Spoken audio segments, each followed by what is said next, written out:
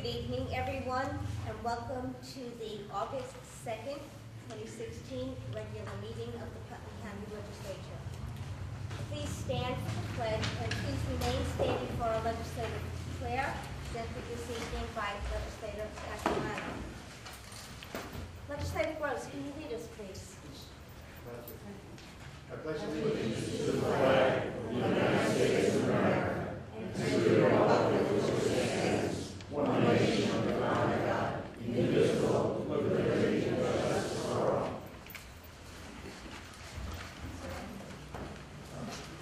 We seek the blessings on the tasks before us. Bless our efforts with clear insight, our deliberations with wisdom, our work with clarity and accuracy, and our decisions with impartiality.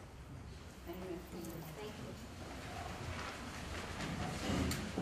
you. Roll call, please. District 1, Legislator Putnam. Present. District 2, Legislator Gorman. District 3, Legislator Anizia. Present. District 5, Legislator Albano. Here. District 6, Legislator Gross. Present. District 7, Legislator Castellano. Present. District 8, Legislator DeBrue. Present. District 9, Legislator Wright. Here.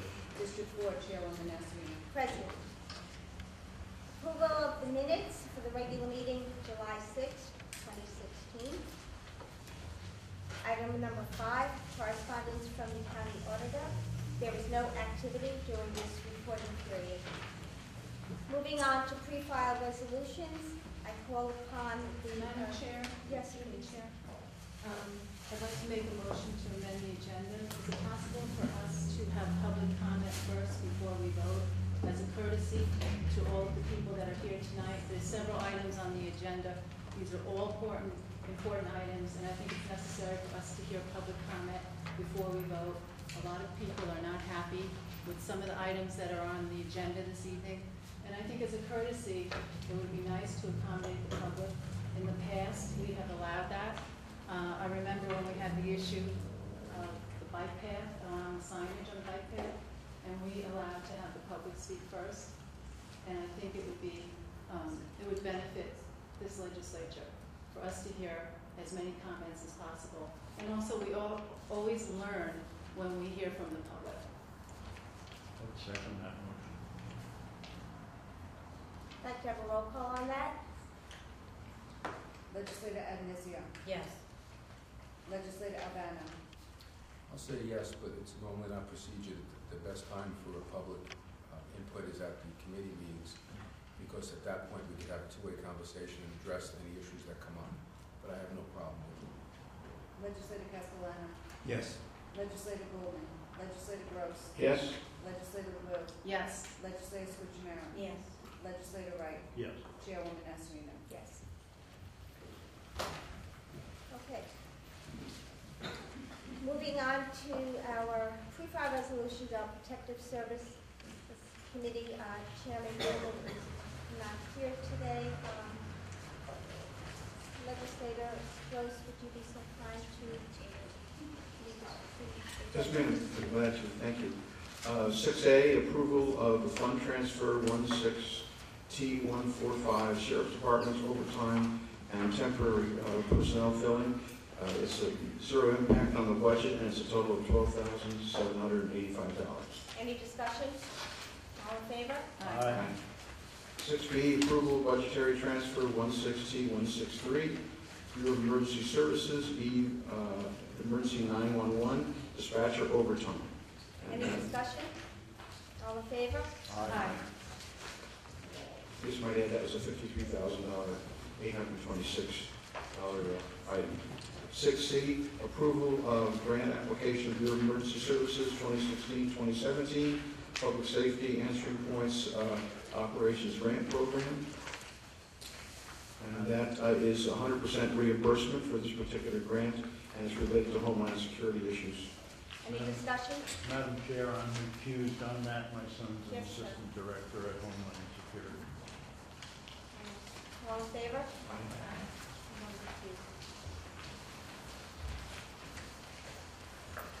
Moving on to our Rules, Enactments, and Intergovernment Relations Committee, I call upon Chairwoman LeBeau. I'm waiting for the public comment. We voted in favor of having public comment? Yes. So I'm we have to allow the public to speak before we vote. Is there any comment on, okay, agenda, approval local law to amend Article 5A, Section 5A.0 of the Putnam County Charter entitled Department of Planning, Department of Public Transportation Commissioner, and on behalf of myself as chairwoman, and legislators Albano and Scutchmara. This is on the agenda for approval. Is there anyone in the audience that would like to comment?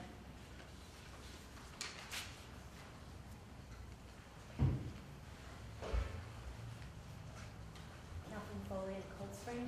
This is the motion to remove the requirement for the county planner to have an MRP. Is that correct? Yes. I have to say that I am myself a credentialed land use planner and historic preservation planner. I have never ever heard of a county legislature desiring to remove the most basic credential for a land use planner. If you needed a root canal, you wouldn't call a urologist. I mean, clear why you would be appointing someone who has no planning credentials for this all-important decision. Someone was quoted in the press as saying that we don't have any urban areas in our county, and that's a very narrow way to think about planning. We need to be thinking about regional planning if we're not to be left behind in economic development in this county. And this is a very dangerous choice that you're making, and foolish. Thank you.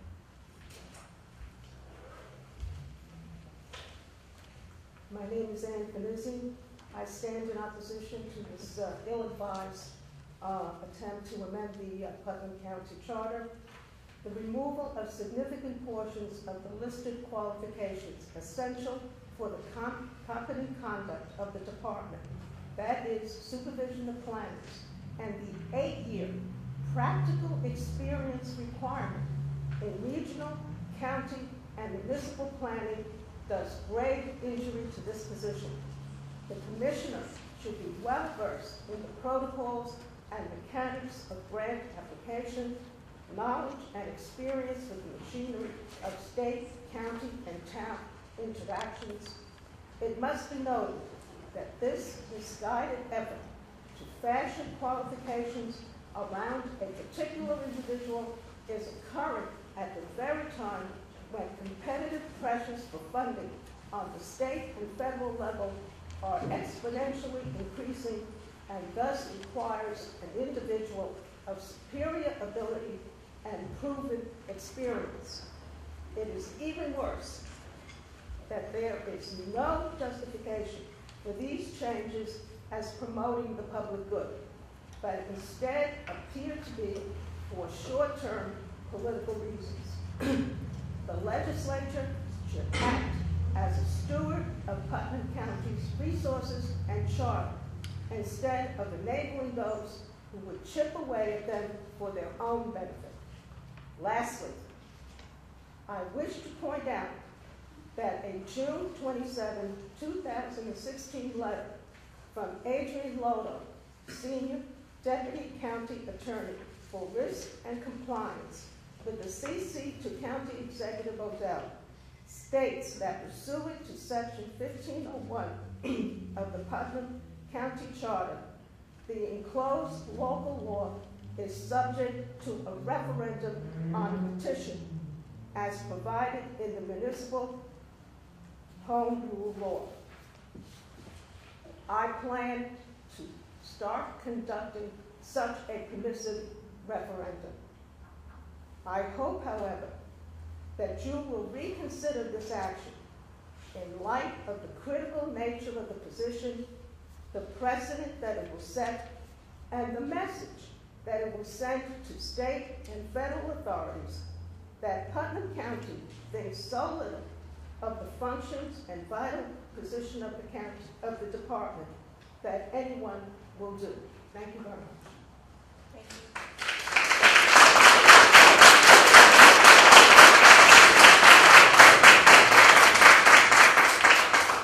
Good evening, everyone. Lynn Eckhart, Town of Southeast. I am representing only myself, not the Town of Southeast. I did send you a letter. It's very brief. I'd like to read it into the record, please. I'm writing to express my displeasure with the proposed changes to the Putnam County Charter regarding the Department of Planning, Development, and Public Transportation Commissioner. Clearly, these changes are backed in to allow the appointment of an applicant who cannot meet the current charter provisions. This is never a good idea and opens the floodgates to further degradation of our charter and its intent. How can it possibly be advantageous to remove, and I quote, 8 years of practical experience in regional, county, or municipal planning? Although it may appear that the added verbiage is more stringent, it's obvious that the changes refer to legal skills rather than planning skills. And by the way, what does the addition 4 years of practical experience in government even mean?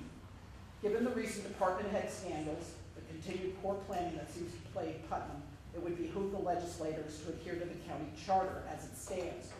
Rewriting these requirements to serve only as a workaround shows exceedingly poor judgment. Thank you. Thank you.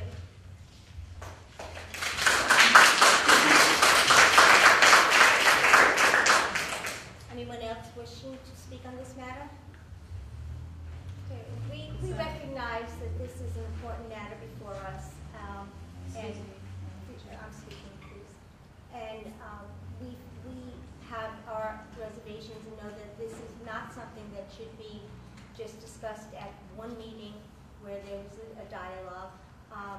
We feel basically that this requires more vetting, more discussion, and I will propose to table this, which was my full intention before you this evening. I welcome your comments. They are well pointed. So do I have a second on this table? Okay, and I would like to move this to personnel and invite our Director of Personnel to attend the meeting in August. Thank you. I just want to finish my comments as Chairwoman of Rules. At the committee level, I argued not to have these changes in the charter. This was brought forward from committee, both legislator Suchamara and legislator Albano, to bring it to the fold this evening. I was concerned at that point about the seriousness of this change, and I didn't feel that there was any rush. I wanted for us to do our due diligence, that we needed more time. So it's unfortunate that this was pushed to the full, but I'm glad that we're tabling it tonight. And I just want to point out a couple of things that I had mentioned at the committee level.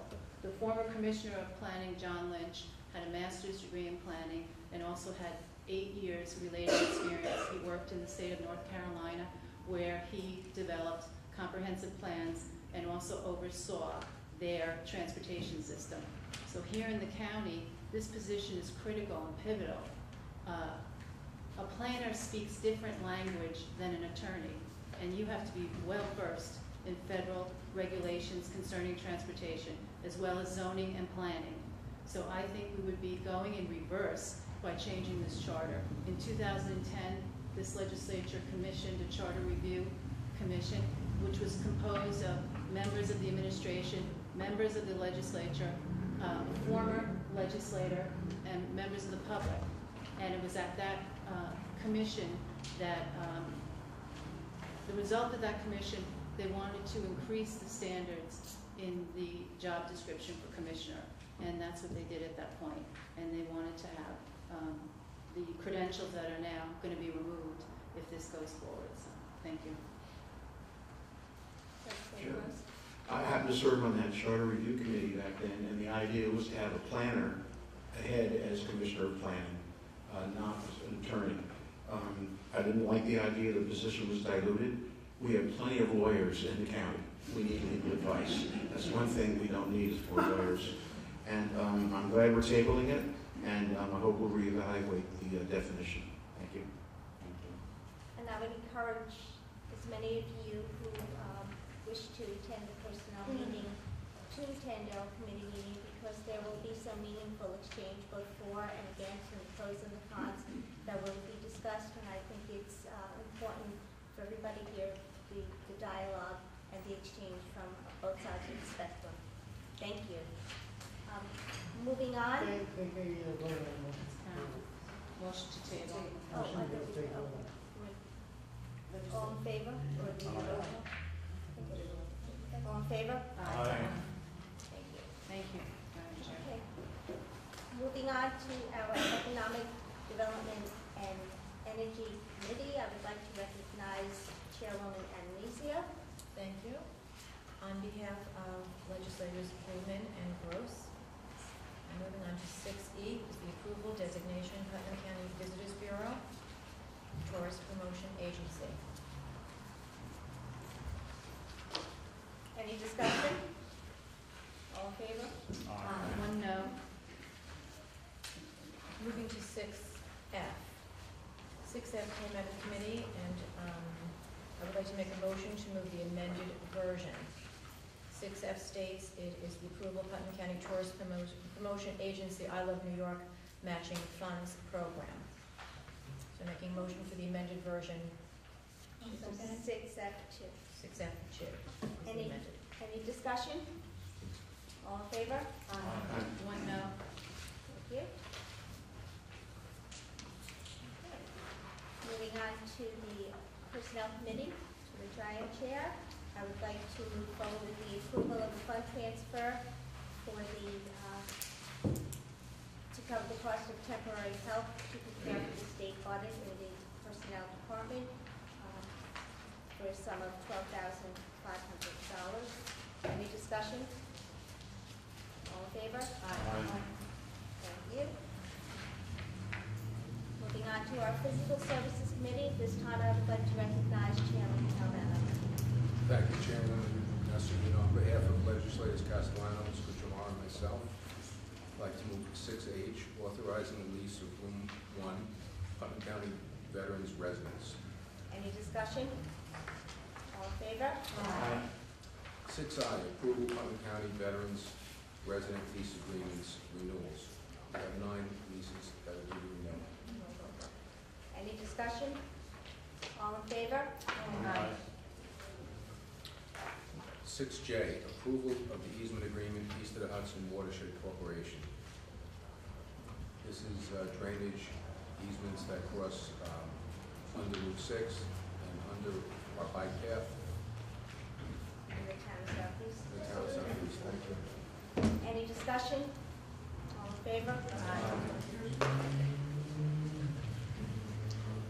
6L, approval amendment resolution 107, 2016 revised lease agreement charitable donation agreement. This question, 6K, I'm sorry, thank you, Kevin. I skipped 6K. Thank you. Approval of lease portion of Tilly Foster Farm, Hubbard County, Northern Westchester, Board of Cooperation Education Services. Comments? Motion to table. Second. Open for discussion. Discussion? Am I Yep. recognized? Yes, you are. Thank you. So we received a map of physical services, Chairman Albano, and after reviewing the lease, I think at the committee level, and this is the map, so it's impossible to determine the dimensions of the space and relate it to the lease.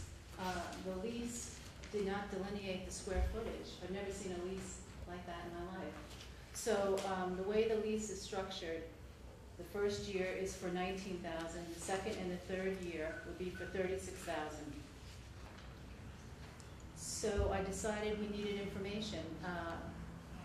I requested a map with the dimensions, and I received a map from the Highway Department, and it was not to scale. So I had to call back to the department, and I got a second map that was to scale, and I was promised it would have the dimensions on it. And it's actually here to my left. I know it's difficult for everyone to see. And I just want to let the audience know that our Commissioner of Highways is an engineer. We have 2 engineers on staff. We have an architect on staff. And we have an asset manager on staff. And by charter, the committee is entitled to any and all information that they request. And it's the administration's responsibility that this committee is given true and accurate information so we can make the best decision possible for the public. We're the stewards of public money. It's our responsibility to make sure that we are, making sure that money is not misspent or wasted in any way. So I spent the whole weekend myself using the scale to determine the dimensions of the space and what the square footage would be and what the price per square foot would be. So in this instance, and there's two issues of facilities on this agenda, this is an issue where the county is the landlord and Butterfield, the county, is the tenant. So, BOCES, excuse me. So having said that, I also did a little research on leasing because at the Physical Services Committee, I questioned why the square footage was not delineated in the lease. And I was told by the chairman that this was these were special circumstances because BOCES would not be using the entire space. They would be using it on a limited basis. So I did some research and I spoke to business owners. Well, they said that's ridiculous. This is leasing 101.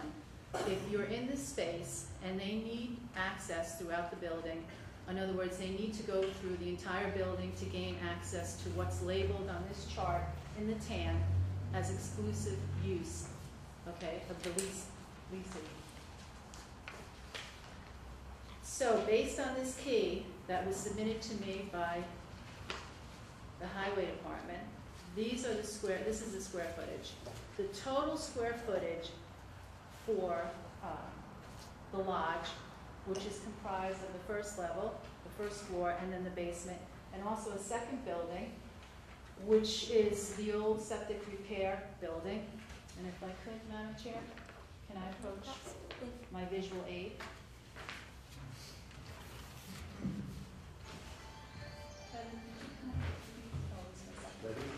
Okay, this is the lodge, this is the upper level, the lower level, and this is the septic repair building, this is building 4. All of this together comprises 14,401 square feet. The estimated cost of this is $2.7 million. The annual lease is $36,000. If you take the cost of the lease and the square footage, this comes out to $2.49 a square foot. And if you take it a step further, which I did, in order for us to recoup our money, it would take 75 years with this current lease. And I can go over this gray area that is supposed to be exclusive use.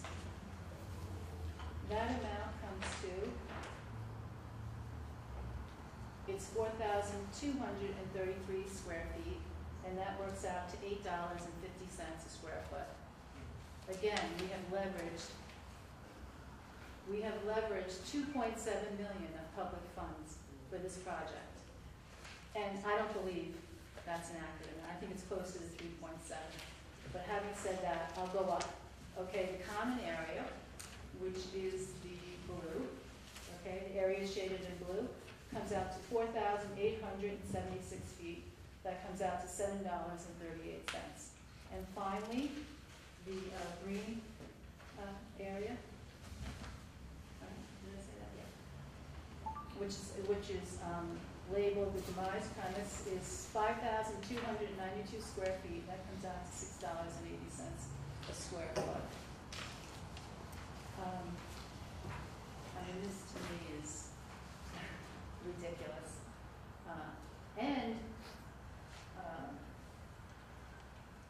This is only the beginning with this project.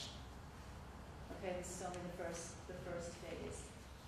This does not make any financial sense to me. And also, again, I had to do this on my own. This was not given to me from the administration. So if anyone would like to look at this map, they can. Okay? And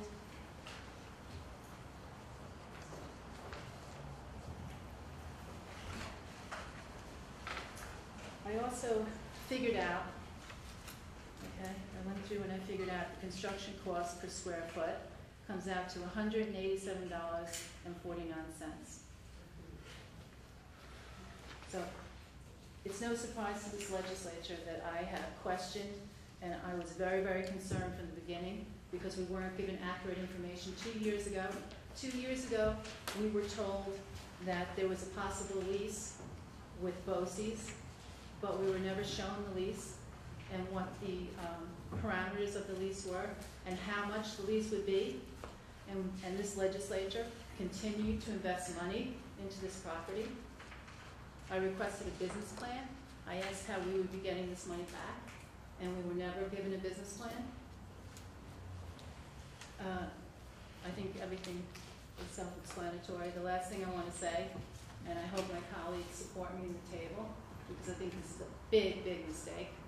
I have a real problem with leveraging public funds so we can compete against the small businesses in this county. I think this is really, this is very bad. This is bad government. So once this place, if it goes forward, and it's used as a catering facility, it will be competing with all of the local restaurants.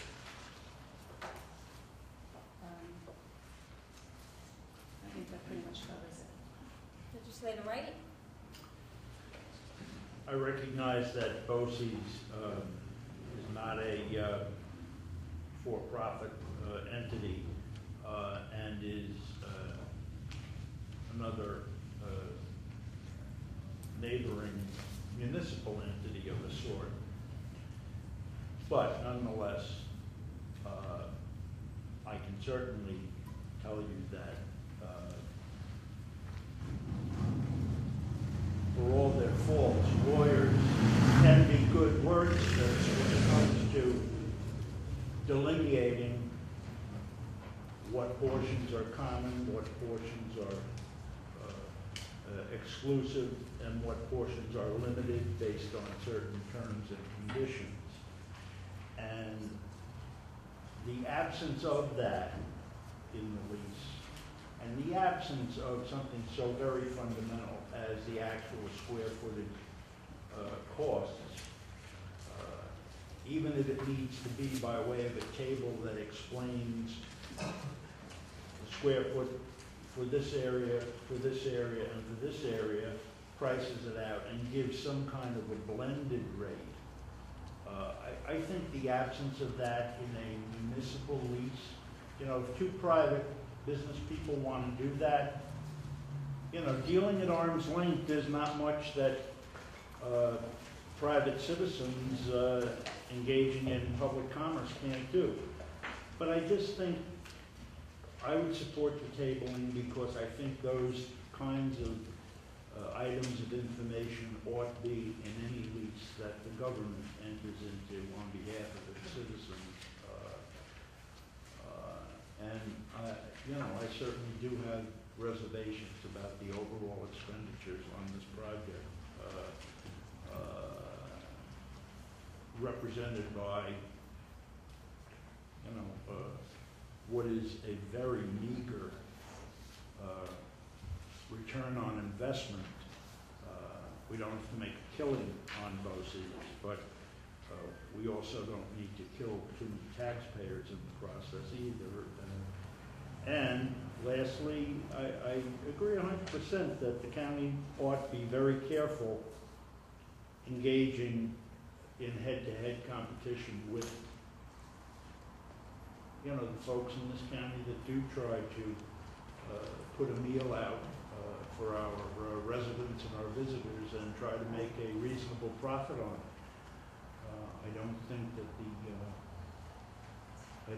that the business interests of Putnam County are well served by that, and if we don't, you know, if we don't have that economic tourism base that allows private citizens to engage in the restaurant and catering business, we already go head-to-head with the major catering facility in Mayapack by the operation of our golf course. That's kind of a difficult thing. I mean, it's there, we've owned it for many years, and you either lose money on it every year or you try to make money on it. But this, since the inception of Tilly Foster, has been a new endeavor going in and uncertain, at least in terms of the information provided to the legislature, an uncertain business plan direction and an uncertain financial direction. So I'd at the very least like to see the lease cleaned up so that we know and can represent to the folks what we're renting and what we're renting it for over the next years to come. So I'd support the tabling at least on that basis. Could you just add some legislative gross? Madam Chairman, I'd like to quote Article A from the lease, which I thought was kind of specific. It says the leasee shall have limited access to the kitchen facilities and basement classroom space located in Building 8, but will not have accessed or occupied any other portion of Building 14 or Building 8. Commencing September 1st, 2016, leasee shall use and occupy the kitchen facilities and the basement classroom space located in Building 8 as depicted and so forth, but will not occupy or have access to any other portion of Building 4 or Building 8. The balance of the demised premises will be available to leasee upon completion of the build-out of the same. So it looks like there's no square footage identified, but it's rather restrictive. And this is also a culinary arts program, as I understand it, for students. They'll be growing their own vegetables and all. But I thought it was pretty clear about where they're going to be and where they're not going to be. I agree. For the first year, Roger. Tilly Foster Farm was a county asset, just as the golf course was. We have maximized our asset. I think that this, in my opinion, will prove to be the jewel of the county. I think also that embracing an education institution for the purpose of culinary and farm-to-table program is a wonderful thing. We did not pursue this project based on having BOCES as our sole source of income. We pursued this project to maximize our asset, have a facility and a resource for the people of Putnam County. I will not support tabling it tonight.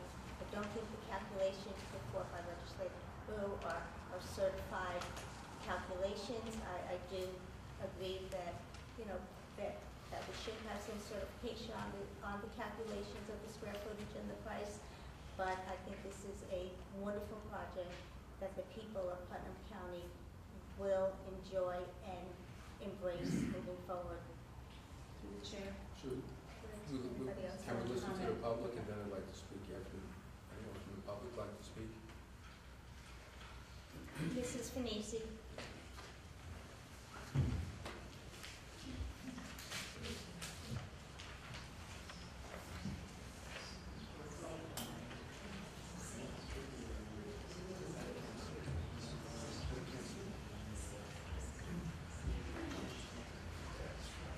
I have written a lengthy letter, which I'm not going to repeat here, but I will, the public needs to know who's behind this and how did it happen.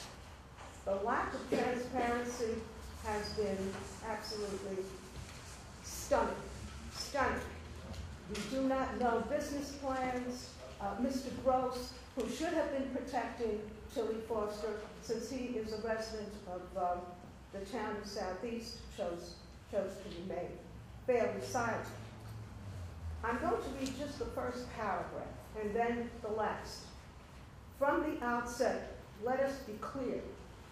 Without WAC, which is the Watershed Agricultural Council, and DEP, complicity, these regulatory agencies that were sworn to protect the legacy of Tilly Foster and its patrimony, there would be no lease.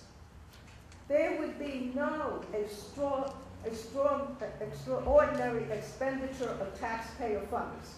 There would be no radical transformation of the Tilly Foster Farm. The repurposing, so near and dear to the heart of the county executive and deputy, required the violation of the spirit and substance of the original 2006 deed of conservation and easement. With the complicity of this legislature, instead of providing oversight and blocking the county's attempts to shred the deed, WAC and DEP permitted construction and destruction to proceed apace as the county, WAC, and DEP negotiated the repurposing of the farm.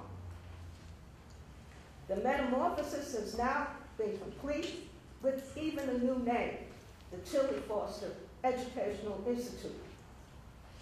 All of this scheming so as to fulfill predetermined goals and objectives of the county, according to Deputy Walker. Could the BOCES program have been installed in the lodge and building 4 at Tilly Foster without the complicity of WAC and DEP? Yes, it could. We chose extravagant expenditures instead of looking after the public's purse. The lodge became the target of their plan, a creation by the original manager, John Goodell, and transformed a relatively unobtrusive structure in harmony with the contours of the landscape into a massive reconstruction of the building, commencing with a reckless infusion of DEP and public taxpayer funds, ballooning to $3 million. Who can justify that expenditure? With expanded ADA bathrooms, bar area, a kitchen that has an RFP of $120,000, thus fortified the then chairman of the legislature, Mr. Carl O'Bannon, a builder, lent credibility to the charade by dubbing the lodge a derelict building, literally falling apart at the seams, a hazard to all who entered there. And so began this reconstruction and destruction of a building that could have been redeemed and repaired without this expenditures of money. And of course, now I'm going to go to the last paragraph. County Executive Odell and Deputy Walker, did they flesh this all out for the public? We had meetings in February. Nowhere, at no point in time, was this plan put forward to any of us who were on committees and who went week after week and month after month. We said that we agreed that there should be an educational component, but never in our wildest imagination did we ever conceive that it would require the kind of expenditure and the kind of changes that have occurred on the farm. And it is against the 2006. And Deputy Walker and County Executive Odell and the law department knew, and so they renegotiated that 2006 deed of conservation and easement. And in fact, this legislature just approved it. How many years would it take to recover the $3 million? And what about the 3 years that no one has been on that farm? And these are called, and you should know that, Mr. Castellano, opportunity costs. For 3 years and maybe even 4, we have not had any revenue coming out of that farm. How do you recover all of those costs? And before I forget, what about the continuing costs for operation and maintenance? That's right. Why weren't the designs of the lodge made public? Why did Mr. LeBou have to run around to try to get them? Why weren't they presented at convenient times? Mr. Albano says, oh, we have physical services meeting. Were there a lot? Where? At 6 o'clock? I think, Mr. Albano, at 6 o'clock, many people are still on the train. Why weren't the designs of the lodge made public and commented upon? When they were designed, signs for the New York City World's Fair. They were posted all over the place for the public to comment, to view, and so forth. But we couldn't do it for our own residents. Aren't these the minimums that should have been required and insisted upon by the legislature, who are the custodians of the public purse? The yes to everything, we are moving in the right direction, legislature, is ready to approve the lease. Sight unseen, a pig in a poke, we still do not have the most basic of costs. Not the most basic of costs. And Ms. LaRue has attempted valiantly to provide some cost. And it's accurate. And accurate, yeah, I'm sure it's Put accurate. it up to our engineer. Okay? And what is BOCES paying us for, and I didn't know all these figures, so they were in my letter. And what is BOCES paying us for the building, for the basement, and what else they're going to be using? What about the parking lots, the basement? Is this amount indicated in the lease? No, I don't know, because I don't. No, it's not. No, it isn't. So why It's hasn't? not an exchange that goes on. Why hasn't all of this made public? Time in history will judge whether your judgment, their judgment was prudent and in the best interest of the residents of Putnam County. Until such time as the questions that I posed and other individuals have posed in this letter are resolved, the legislature must disapprove the lease. And I have nothing against BOCES. I'm an educator. I have been in contact with them. I know what they do. Hear, hear.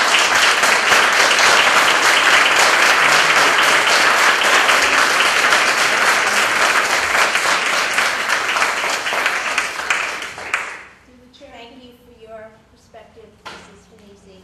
Unfortunately, when we are embracing the public tonight and allowing them to speak, and your points are all well taken, and we embrace and acknowledge your opinions and your concerns. But this structure of our meeting does not allow us to exchange in the dialogue, which is really to a disadvantage to hear other perspectives or points that could be put We should forth. have more dialogue And I think that and more transparency. and I'm not going to respond to you.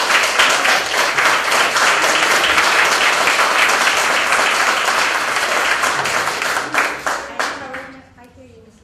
Thank you. I encourage everyone to attend our committee meetings. They're 6 o'clock, and people are on the train. We have them streamed on our websites. You can hear the audio. You can request minutes of the meeting. We are very open and transparent in all our meetings. Our meetings have been open and transparent. We've been discussing this matter for years. I am of the opinion that Tilly Forster Farm will prove to be the jewel of this county and will be something that the public will enjoy for years to come. Anyone else? Okay. I want to be. Go ahead, Dean. If I could, Carl, I just want to finish what I started. Thank you. To Chairwoman Nassarino, you said that this is my calculations are not certified. Well, then I put my calculations up to the county's calculations. That was done on AutoCAD. So our architect could have these calculations done tomorrow, and we can match them up to these calculations. That's And fine. so we have a true understanding of exactly what we're approving tonight, because this is a financial document that we are voting on tonight. I'm not doubting that they're inaccurate, but I would like them certified. Sure. We should have had them months ago, okay, months ago. And again, I'm going to point out, not one member of this legislature asked a question about this lease, except myself. And I took the time to do this. And I hope that everybody is in agreement that this is not enough information for us to go forward on this item tonight. And I want to point out that the $36,000 for the second and third year of the lease does not include the parking lot. And according to this lease, they will have access. BOCES will be guaranteed 30 parking spaces, which will be in the rear of these two buildings. So they have reserved parking. Yes. And I want to touch on, you beat me to it, but the RFP for $120,000 commercial kitchen. Now, when we started this dialogue 2 years ago, we were told that this facility was a fire hazard, Right. that it was going to fall down. Mr. Albano.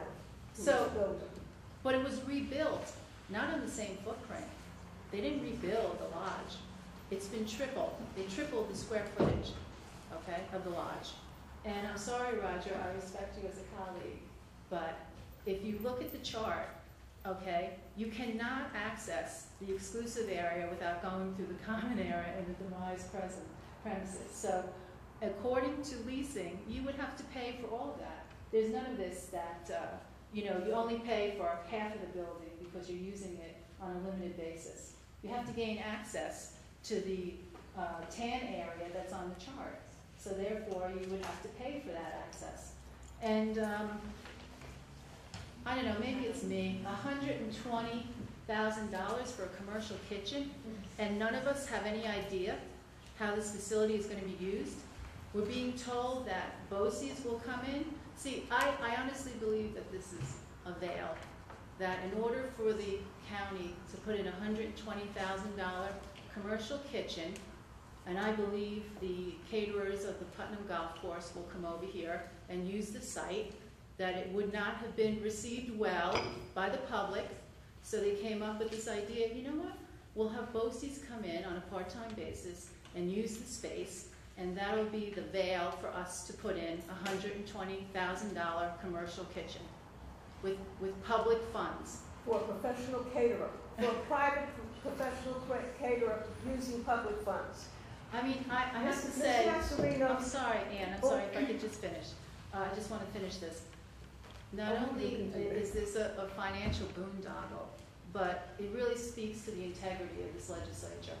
This has been going on for 2.5 years, and the administration has been in violation of the charter, because if you read the charter, we are supposed to be getting cost analysis on a monthly basis at the physical services meeting, apprising this legislature of the progress of the construction and therefore the budget, a working budget, and they have not done that. So now we're here, right? And we have a lease for $36,000. right. And if we continue with this lease, and that's the only means of revenue, it'll take 75 years to pay back the $2.7 million of investment with public funds. This is a financial boondoggle. Thank you. Ms. Gasparino, if you And are, without the debt service. I'm sorry, if you are indeed an independent arbiter of the conversation that has taken place here, with your colleagues, myself, and maybe others who have written, I don't know, I would think that at the very, very minimum, you would provide time to assess the validity of what I said, what Ms. LeBeau said, to look at her figures and so forth, and that you would postpone it. What is the hurry here? What is the rush? Because this has been a bum rush all the way down. So maybe I wish that you would consider that. Thank you for your Thank you. comment.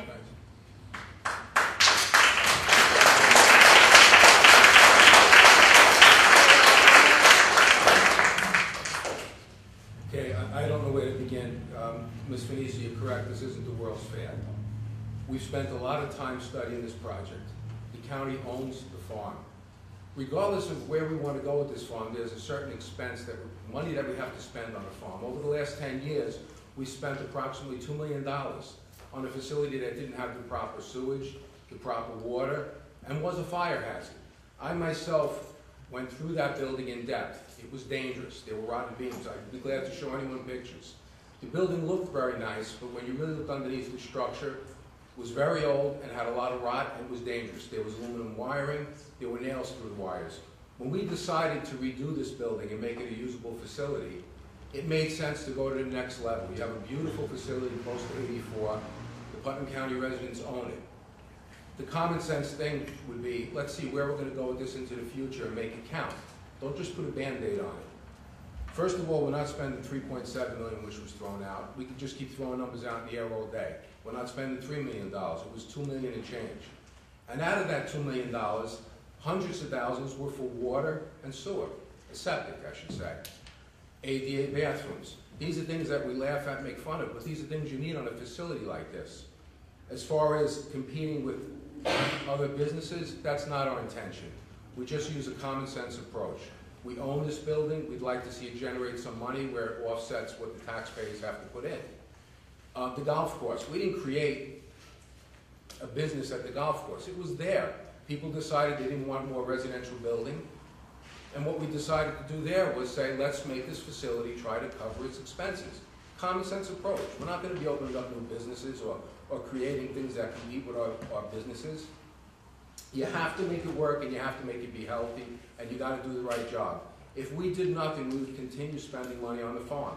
Mr. Whipple was there for years, and finally he left saying, you know, there's not enough money to keep this place going, and there was a lot of issues there.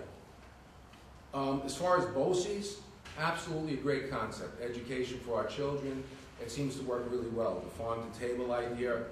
We're getting this off the ground at this point with, I believe it's a 3-year lease. Dean, you mentioned the restaurant. I mean, I remember a couple of years, several times, Dean, you mentioned you had somebody that wanted to rent the space as a restaurant. And that was at a time when there was no proper sewage, no proper water. So I'm surprised right now that you're concerned for the fact that we're going to have a business there that possibly a catering facility. Once this money is spent, okay, all the buildings there are usable. Okay, there's a lot of rental potential there. Keep in mind also, we did this at a time when the bond rates are the lowest ever. Okay, years ago this would have cost a lot more. Our bonds are in a range of 2-3%, 3.5%. It absolutely makes sense. The other thing is we're not in the business to make money. We're not trying to do that. But again, common sense would say you want to try to offset the expenses for the taxpayers. We have a beautiful location there, and we want to make it work. When this is done, you're going to be proud of it. And it's going to have unlimited potential. When people come to us with ideas that everybody's receptive to, we're going to be able to do it because the facility works. It's now a healthy location, and it's working to its full potential. Well, actually, it's not there yet, but it's going to even have a lot more potential when all this is done. I totally support this. We can go back and forth with square footage. The lease very clearly delineates what space is shared. Keep in mind also, BOCES is going to be there during the week, certain hours. Okay, we have the nights, we have the weekends to do stuff with the building. There's just tremendous potential. And now the building is, this whole location is going to be ready to go into the future. And you will be proud of it. Believe me, there was a lot of thought here. I heard a lot of different things, and I don't know what to say, but I've looked at every inch of this. I crawled through the building, I looked at beams, I really spent the time. The last thing we wanted to do was start a new project. And it was the right thing to do.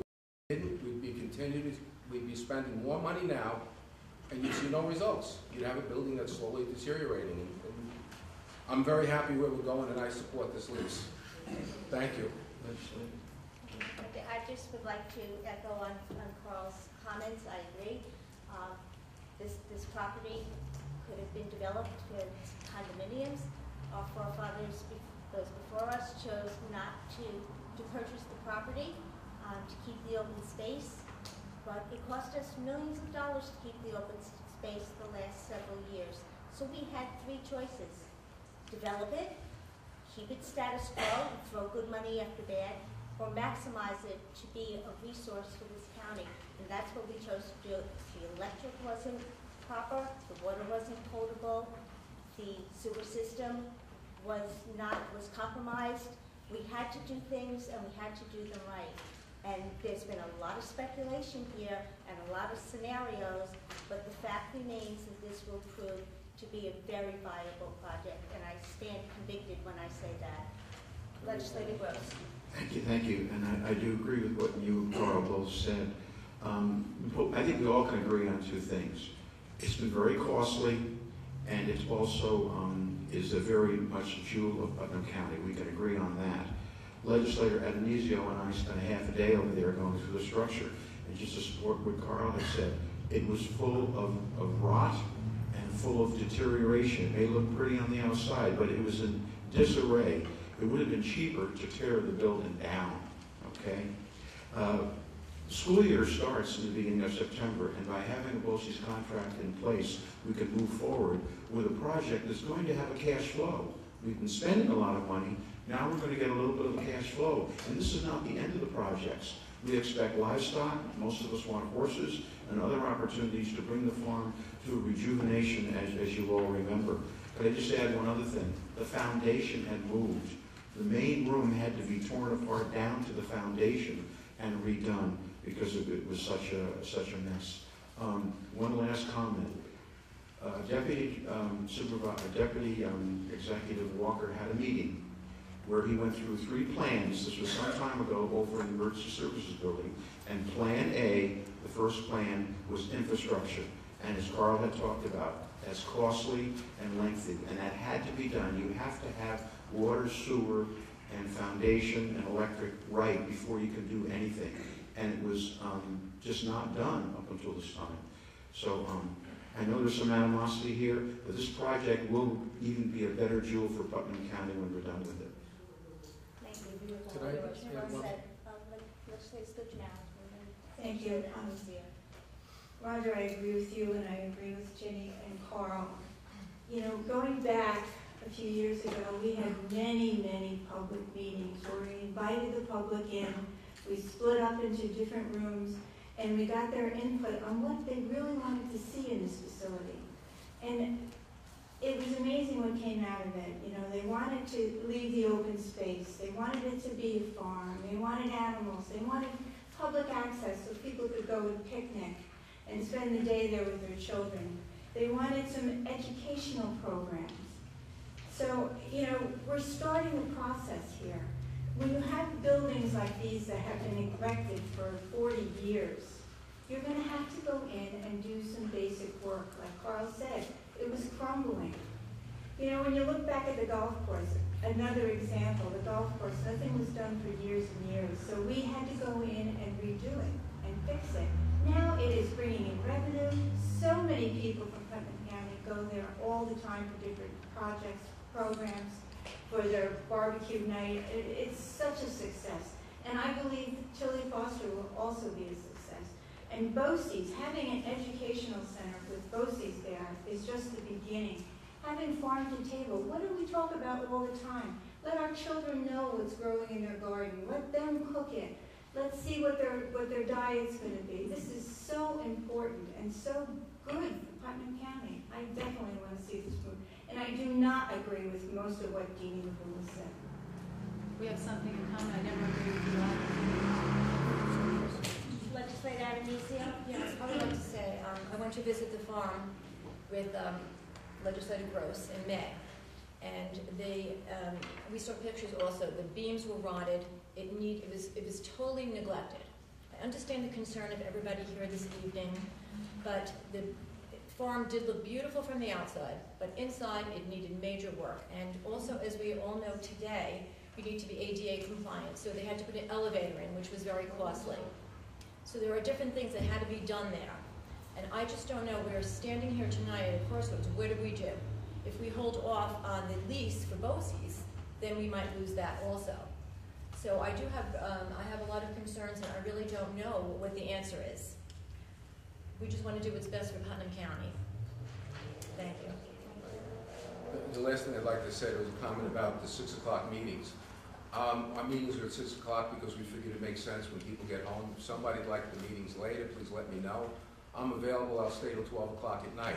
I've never heard that comment before, so if anybody would like to see something different, please let me know, and I'd be glad to try to make that work. I'd actually prefer a day meeting, but I'm open. I haven't heard it up till now. Thank you. Chair, could I say one more thing? Since everyone commented apparently on what I said. Absolutely. Thank- Legislator LaBelle. Thank you. You know, Carl, I don't agree. My family was in construction as well, as you know, and I don't agree with your assessment. If that was the case, why did we need to triple the square footage of this facility? Why didn't we just put back what was there? What was the rationale to triple the square footage of the original building without a business plan, without knowing how the site would be used? I mean, this, as someone in construction, and you're a developer, I don't know too many people that build a house without a plan and understand the costs associated with that. We backed into this from the beginning, and yet we're continuing to back into it. We're missing financial information on this lease. The assessment that the place was falling down is not accurate. There was parties, there was hundreds of people in that facility. You know, I really don't like misleading the public to justify the expense. And we'll go to the golf course, because everybody keeps bringing up the golf course as a success. The golf course has taken away business from Centennial and from Mailpack Golf Club. And although we're not making a profit, we're in the red. The administration with this legislature continues to invest money and dump more money into the golf course, and they tell the public that it's a success. And that's the model that we're going to follow here at Tilly Foster. And I can tell you something, Legislator Scuchamara, if this was the west side of the county and the historic value to this farm, they would never, never in a million years do what has been done to this historic site. They would understand the importance of historic tourism, and to destroy a legacy on this side of the county, and you're in favor of it? Boy, am I disappointed in you. Very disappointed.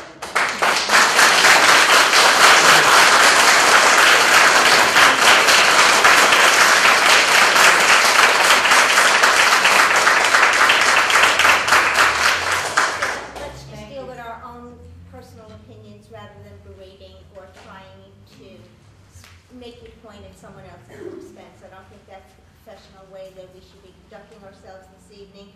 Everyone had a fair and equal opportunity to present their perspective and their own opinion, and everybody's voice was heard with respect.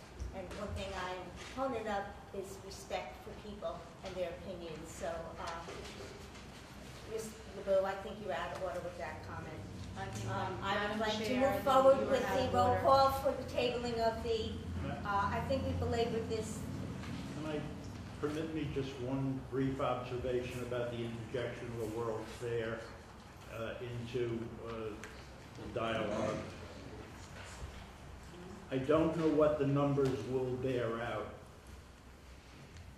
but I would submit the argument can easily be made that the per capita cost to the citizens of the city of New York for the undertaking they put on to host a World's Fair could potentially be less per capita than the undertaking for the less than 100,000 residents of the county of Putnam for the undertaking that is known as Tilly Foster. That's not to say it is unjustified. That's not to say it will not be beautiful someday. It's not to say any bad things about it. But there has been a cry, at least from some on the legislature, for a plan going forward for that and the golf course facility. And I have to agree with the backing into these projects comment. That's been my observation in my time here, that we don't get a plan. I understand. I've been around construction too. I understand plans need to be adjusted and modified and changed, and I understand design build even. We're doing that with the Tappan Zee Bridge.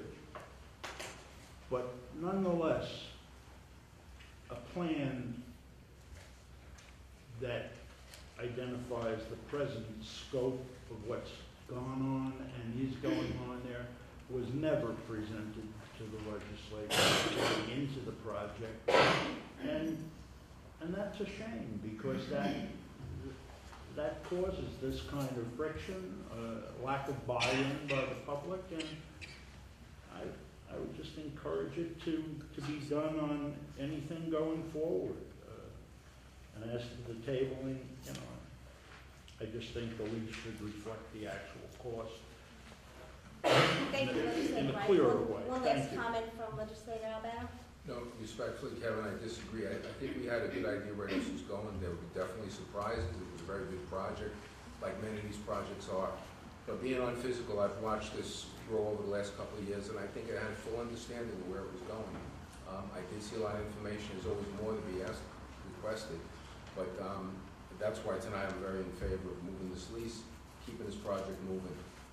Dini, with regard to you saying why do we expand the space, we have hundreds of acres there, tremendous potential. If we're going to jump into it, to put a Band-Aid on it or just fix what we had, seemed kind of short-sighted. And again, especially in light of the fact that the bonding rates are very low now, we have the opportunity to capture this money, put it to good use, and once that facility is fully running, that building and all the other buildings and opportunities there, we'll see that the math formula works out like any other mortgage over time. Thank you. Okay, a motion's been made and seconded to table. I'd like to call for a roll call, please. Legislator Adenizio.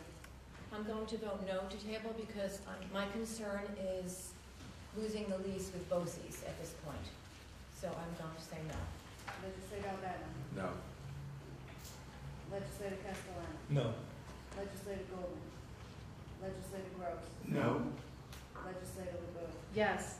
Legislator Cuccinero. No. Legislator Wright. Yes. Chairwoman Mastriano. No. Motion fails to table. I'll make a motion to move the lease forward. A roll call, please. Legislator Adenizio. Yes. Legislator Albano. Yes. Legislator Castellano. Yes. Legislator Goldman. Legislator Gross. Yes. Legislator LeBeau. No. Legislator Cuccinero. Yes. Legislator Wright. No. Chairwoman Mastriano. Yes. Motion carries. Thank you. 6L, we have the approval resolution 107, revised lease agreement, charitable agreement, donation, senior center Butterfield. There have been questions and potential issues that came up, and so at this point, we want to address all those concerns and make sure we cross all our T's. So I'd like to make a motion to move this, not to move this to table this at this time. Second. For future. Second. I open it up to discussion to the public. 1 second, please. All in favor? Aye. Opposed? Okay, motion's been made to table this issue. We welcome your comments this evening. Hello, my name is Laura Kaufman, and I live in Cold Spring, where I'm a homeowner. And over the last 2.5 days, a petition has been circulating.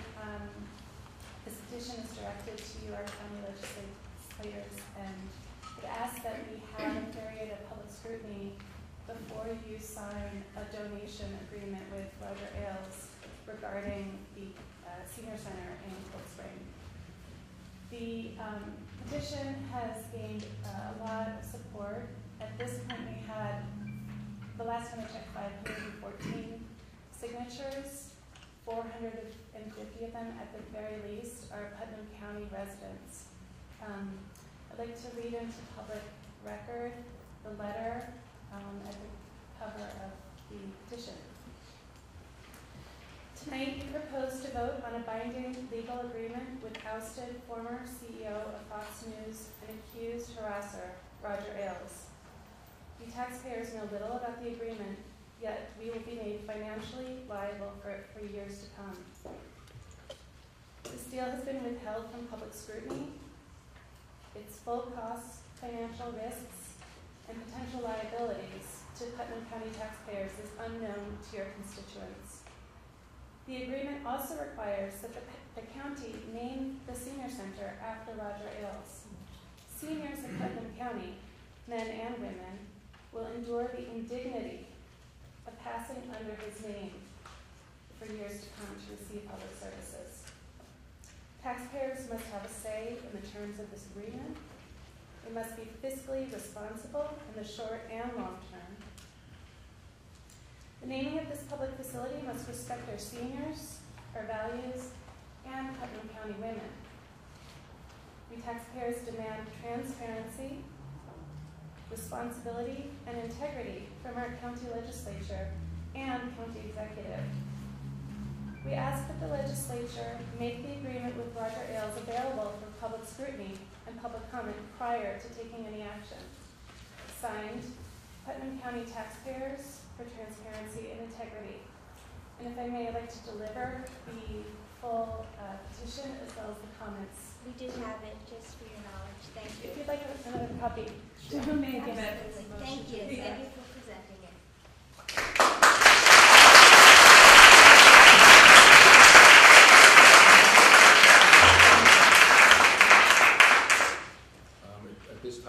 make a motion to accept additional. We have 14 other letters, may include that with regard to opinions that they don't think that's a good idea. So put that into the record with you. Second. Second, thank you. Discussion on the table? Sure. Thank you, Madam Chair, for recognizing me. Is there And, no- Well, if you continue to speak, if you could. oh yeah, I'll wait for public.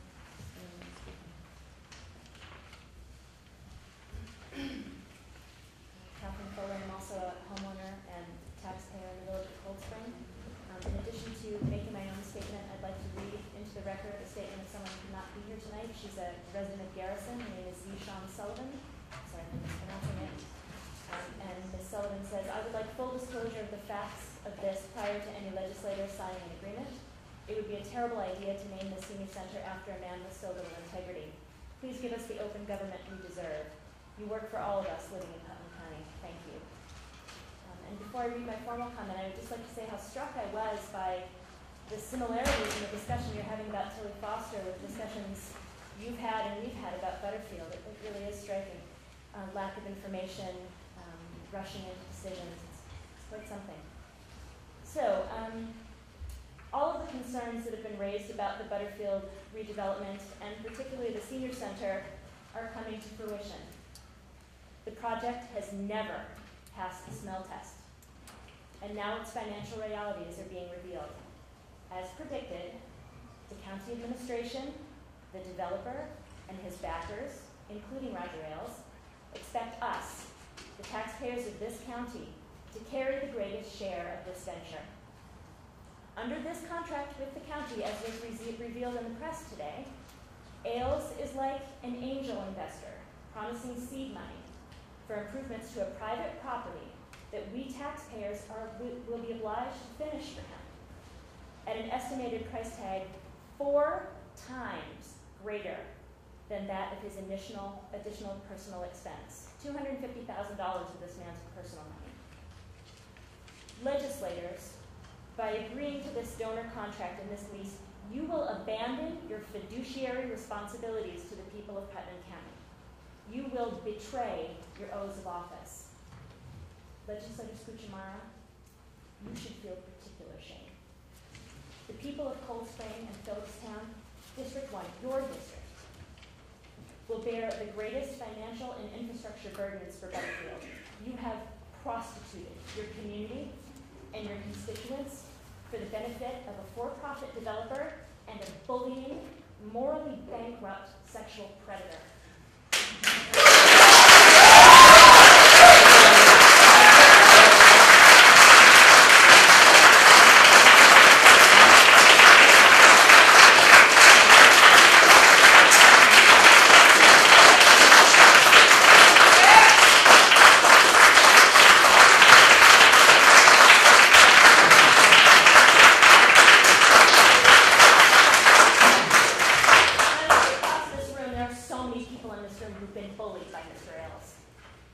Your constituents have been bullied by him. No woman, and no decent human being should have to walk under the name Ailes to receive public services.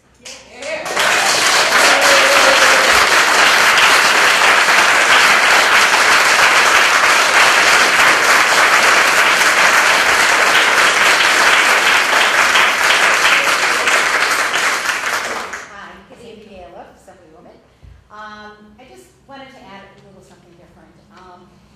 I've represented Putnam County for a number of years, and the original proposal for a senior center was going to be in Kent.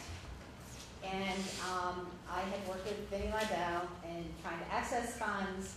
I know I had lined up $250,000 for a Kent senior center that was going to be done by the county. There wasn't any not-for-profit involved or anything like that. So I just put it aside when that was not a go. And then when it came along that there was going to be a senior center in Phillipstown, I was very excited. I have to tell you, I love senior centers. I support senior centers. There are more seniors in Putnam County every day. Right. And they're just a great place for socialization, for good nutrition, for everything, and keeping minds going. So they're really great. So I'm very supportive of this project. But I just, I wanted to have a little caution because I think you're relying on me a little bit in the financial picture, are you not? For about $250,000, and you might be relying on Senator Serino for another $250,000, which is a third of the total project, I believe, if it's $1.5 million. And I'm concerned now that I know a little bit more about the contract and what's in it and whether our dormitory authority, which is what the agency is going to be vetting all this, what they will say and do. Whether there's a question about the living wage being paid, and whether they will go forward with a contract. If it isn't, I really don't know. Priority for Putnam County workers and Phillipstown workers, I think it's great, but I'm not sure that it's legal under New York State law. So if there is a problem, I think I'm saying to you, have you just tabled this? Yes, Yes, we have. we did, Right. for those reasons. Because I think I will try to do my homework. I didn't know until we got to the end of the process what you were all going to do, what the county was going to do. I had no idea exactly where we were going, but I need to talk with the dormitory authority and obviously the Speaker of the Assembly where the money, I have to appeal to the Speaker of the Assembly for the money. And if there's something that triggers a bell for him, there could be difficulties. So I just don't want you to rely on me when maybe I can't be relied upon because of state law. So that's all I'm saying. I think the project, having a senior center for our seniors is terrific on the other side. So I definitely support that. So let's give it a little time. Thank you. Thank you.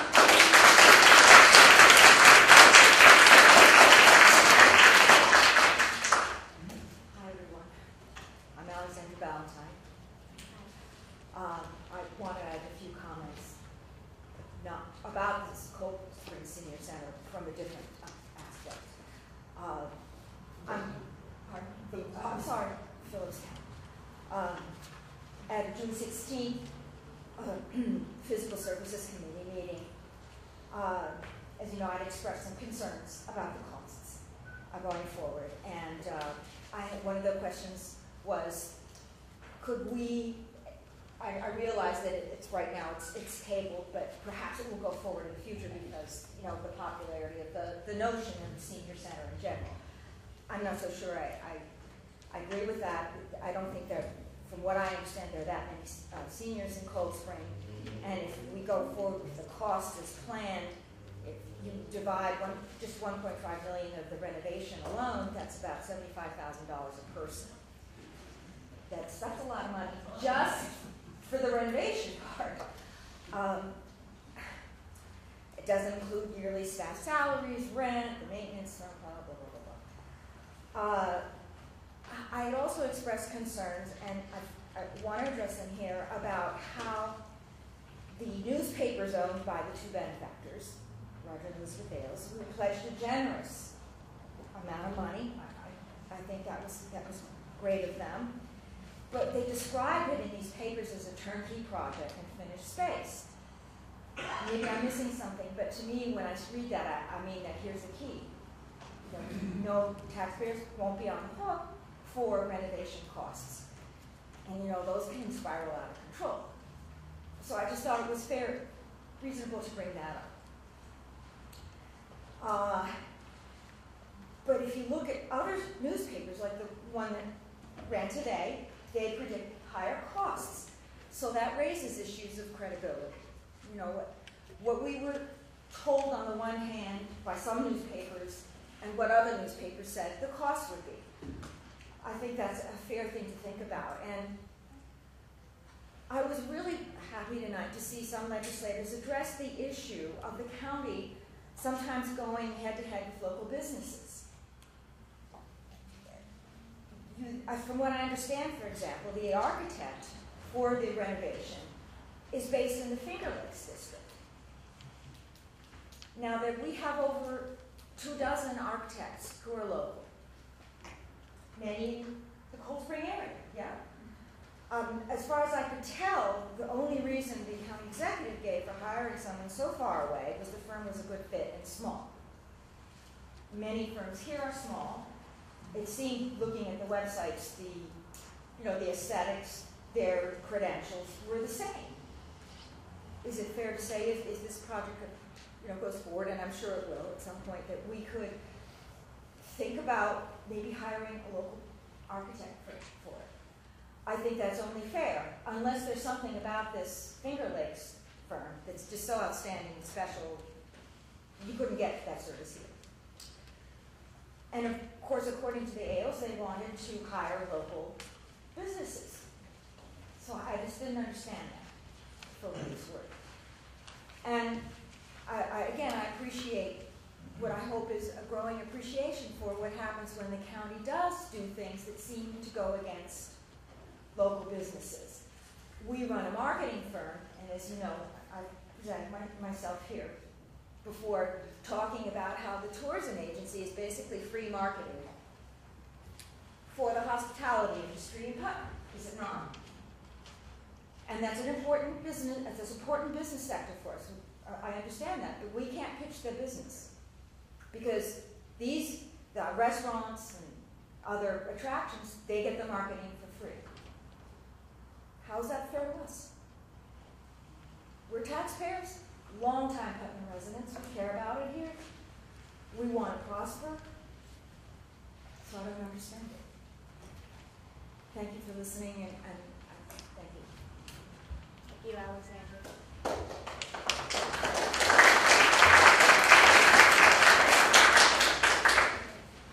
Hi, my name is Eliza Starbuck, and I'd like to make a comment for public record. First, I'd like to make a comment for a member who could not be here tonight, Donna Tiffany of Cold Spring. Her comment is as follows. I think we all have a right to know all the details if it is going to be placed with public access. Plus, it's reprehensible to allow someone to be honored by placing his name on a space for our seniors. We should be protecting and cherishing our elders, not forcing them to be uncomfortable while seeking assistance. So that was Donna Tiffany's comment. My comments go along a similar line. I think that most people would agree that the senior center is a positive thing, and we want to provide services for our seniors who are more and more in need of services, community engagement. It's really important. So I don't think anyone's against that, at least I'm not. But I also think that private donations into public works are also positive, especially coming from members of our society who are making a lot of money and they can afford to donate to positive works for our communities. However, I think that the titling and naming of the center, which for me is in question because there hasn't been any public sharing of the contract or the information about what has been agreed upon or what will be agreed upon. But if the name of Roger Ailes is on top of the community center, I don't think that's appropriate. It's not acceptable. Would you name a senior center after O.J. Simpson, even though he was not, put in prison and he was not guilty according to the court system because he was a very charged, socially, emotionally public character? His name doesn't belong on buildings. And Roger Ailes, especially in the light of recent news and recent lawsuits against his personal character, is similar. I don't think that any senior looking for assistance or help or public services should be going into a building that's named after Roger Ailes, especially not women. It's not acceptable. Thank you. Thank you.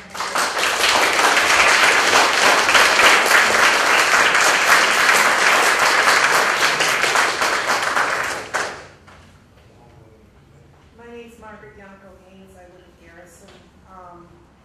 And I have a few brief comments, but I want to read something from someone else who wasn't able to come tonight. Shar White, Cold Spring. Shar writes, it is an unfortunate truth that more often than not, money and power become the whitewasher of despicable deeds.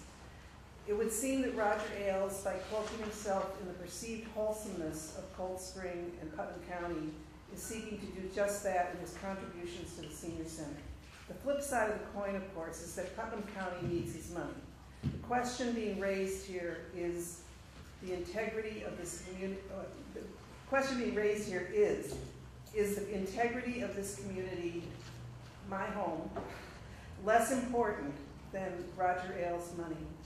If it is not, then let's keep our own integrity and have transparency in this exchange. If it is less important, then please cast a blind eye and raise up the name of someone whose name has become synonymous with deceit and abuse, and hope that it doesn't rub off on the seniors who are receiving care under his name. And I just want to briefly say I am a newly minted senior, and I feel a strong objection to the thought that this, having read the articles in the paper recently and knowing what I know about this gentleman from his history in our town, I strongly object to the idea of this center being named after him. But I don't want, I think that's almost a given. I don't want attention to be diverted from the naming, which, again, I find totally objectionable, and diverted away from this very bad transaction that's been entered into. I had an opportunity to look briefly at the agreement that you would be signing with this not-for-profit. It provides, I'm an attorney, it provides none of the protections, none of the requirements you would have in basic contract law. It's very poorly drafted, it's very unclear. It essentially requires nothing of that the community could depend on. That would even, I urge you to have your attorneys look at this agreement, because it's not something that this county should sign. It's putting the taxpayers at risk, it's putting our community at risk. The idea of a senior center is great, but not at the cost of our community. Thank you. Thank you.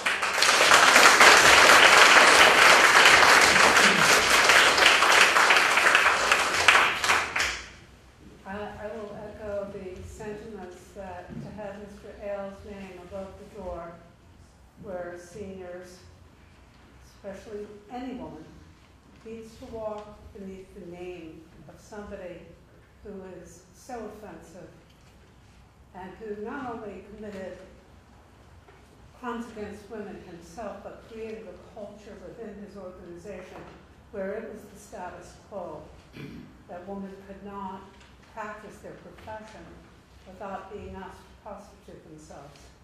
And by naming this place after him, they're prostituting the community and all the women who would seek services there.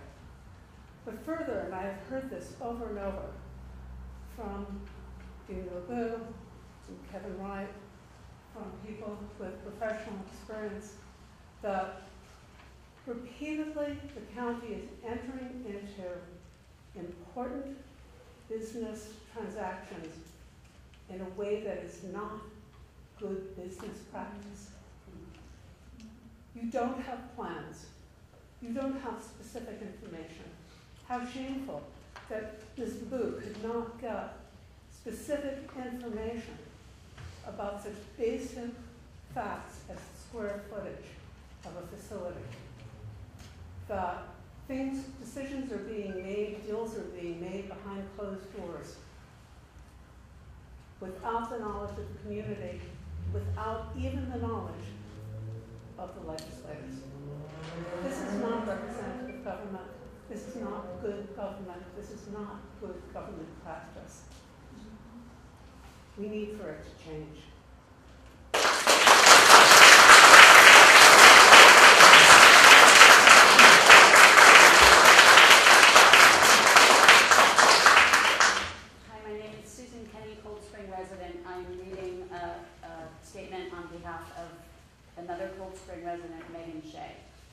taxpayer, I want full transparency. I am excited about the senior center, but I do not feel it is smart to name it after someone who is currently under investigation.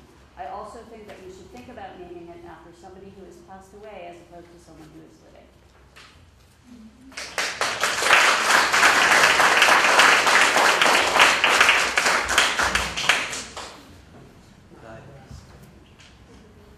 My name is James Hope. I live in Garrison, New York. I wanted to draw attention to the rather what I consider an appalling lack of critical thinking going on in our decisions regarding this center as well as Tilly Foster. I mean, jewels take time to become jewels, and they don't become jewels out of willfulness or ego or someone else's ambition. They become jewels because they have time to develop, time to involve the whole community in the process, as well as time to consider the details that allow for transformation. I believe that Tilly Foster Farm will become a jewel if given the proper due diligence, if given the proper vision and the proper backing, if given the legwork and sense of thoroughness, it will become that. I have nothing against seniors or senior centers. It seems silly to say that.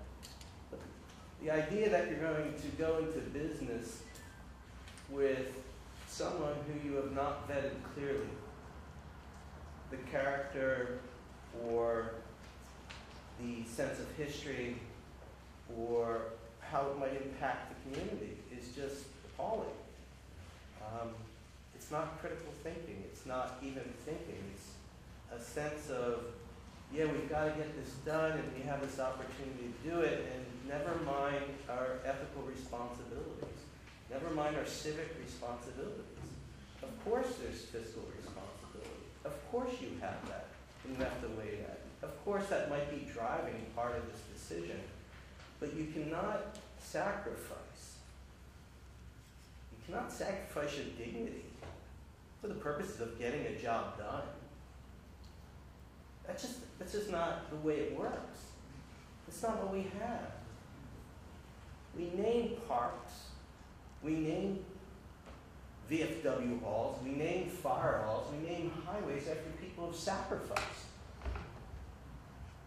What is Mr. Ailes sacrificing?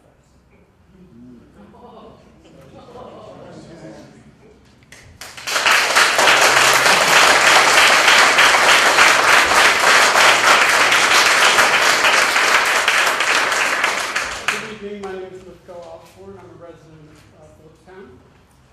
I'm going to read two letters into the record from some people who couldn't be here, and I was unaware that there were going to be public comments, so I have no prepared notes, but I do want to say something because I can. This is from Jane Hanley, who lives in Cold Spring, and I quote, "Naming a public center after Roger Ailes is a profound insult to all women, and certainly to the present and future, and to the future and present and future seniors of Phillipstown.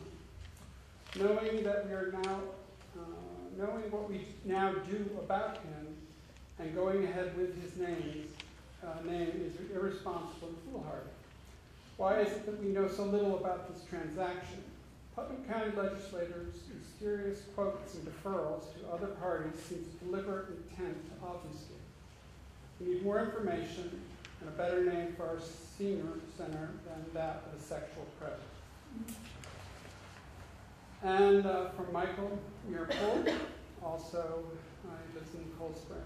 "I am disgusted that Ailes, the ultimate carpetbagger, can come into Putnam County, turn our fine newspaper into a right-wing rag, and end up putting his name on a valued public entity, our senior center. He has done enough damage on the national level. Please do not let him tarnish our local community with his odious name."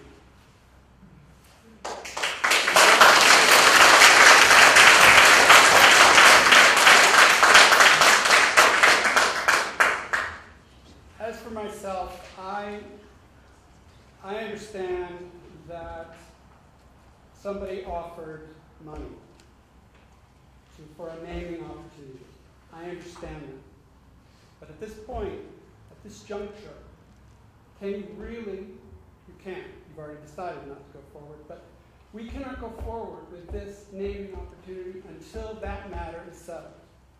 Because it is an insult to every single woman in Phillipstown, Putnam County, New York State, the United States of America. Now we are at a crossroads nationally, and I am proud to be the descendant of one of the women who wrote the Women's Bill of Rights. So as a feminist, lifelong feminist, in honor of my mother, in honor of my grandmother, my great-grandmother, my great-aunts, I'm here to ask you to consider holding off on naming that center until this business with Roger Ailes is cleaned up. Because if it's true what he is charged with, then it cannot stand. We cannot live with that. If it's true. Thank you.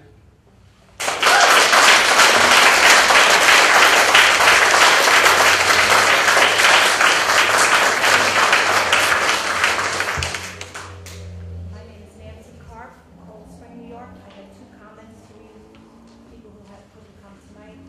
The first one is from Ian Saladaika. I'm sorry, I probably got that wrong. Thank you. Also from Cold Spring. I don't want my local politicians signing secret deals with morally ambiguous individuals. And the second one's from Janice Hollister from Cold Spring. I fail to see how our county legislators could even consider naming a public building after a man who has done nothing for the county other than offer money for his own memorial. He has denigrated and insulted the citizens of Putnam County, and oh yeah, seems to have made a habit of preying on women. What do you think of that, female legislators? And I echo this sentence.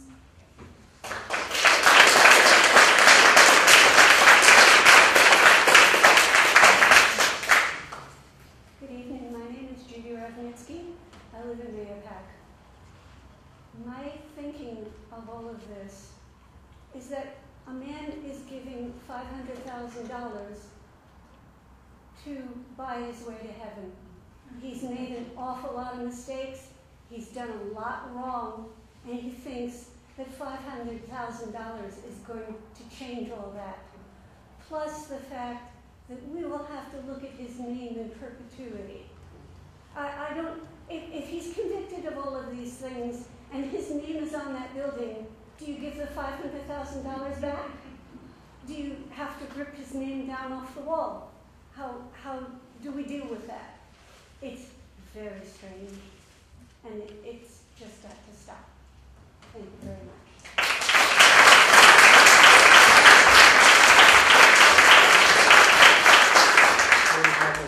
I'm from Cold Spring as well, and I too am going to read a letter from Paul Bonner of Garrison. I'm signing this petition because Ailes has finally been called to task for his years of harassment and sexual abuse of women. He is an embarrassment to Rupert Murdoch and his sons who run News Corp. His legacy is actually one of shame and humiliation. His downfall bears similarities to that of Bill Cosby, who has rightly been stripped of his many honorary degrees. Ailes will still be a wealthy man, and some will still be in his thrall. However, it would be disgraceful if Phillipstown and Putnam County were to continue to accept his dirty money and in any way to associate his name with a building or a complex that represents health, care, or community. And I was harassed by Roger Ailes, not sexually, fortunately. But that is what he's done to our community. He throws around frivolous lawsuits to people that don't have enough money to defend themselves against them. He's really contributed very little. And I think there are so many people in our community who have contributed literal, and I know that the sense of what that word means, blood, sweat, and tears to our community. in the building of the community and who have died, who are no longer with us, whose names would be perfect up there, and would deserve that. And I'm thinking about Julia Butterfield. Julia Butterfield gave us a hospital for the body. She gave us a library for our minds. What has Roger Ailes given us except for an extremely divisive paper? I'm sorry, his wife gave us paper, but they are. He traffics in public castigation and public humiliation of his neighbors, as well as lawsuits. Why should that man be on this, what should be a great thing for our community? Thanks.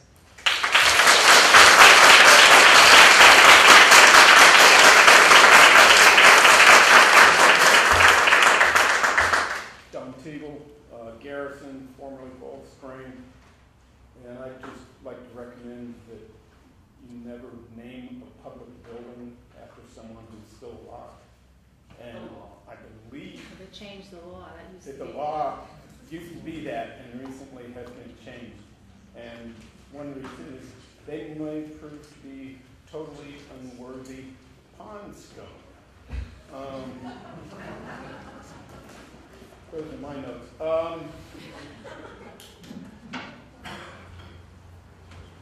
By dealing with someone who's still alive, you don't know the body of their work. The building's going to live on for at least 100 years, hopefully. Some of the things that Mr. Ailes was involved in manipulating the electoral process in the United States and changing the word journalism and news. The verdict isn't in on this man from prior. And I think we're going to see a lot of the 2000 to 2008 era happenings in this country outed as time goes by. And I think his name will be very negatively written about when the truth comes.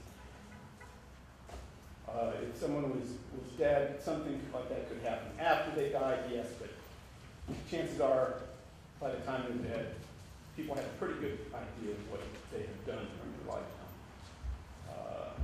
This man obviously is up to things that the county should not be putting his name on anything.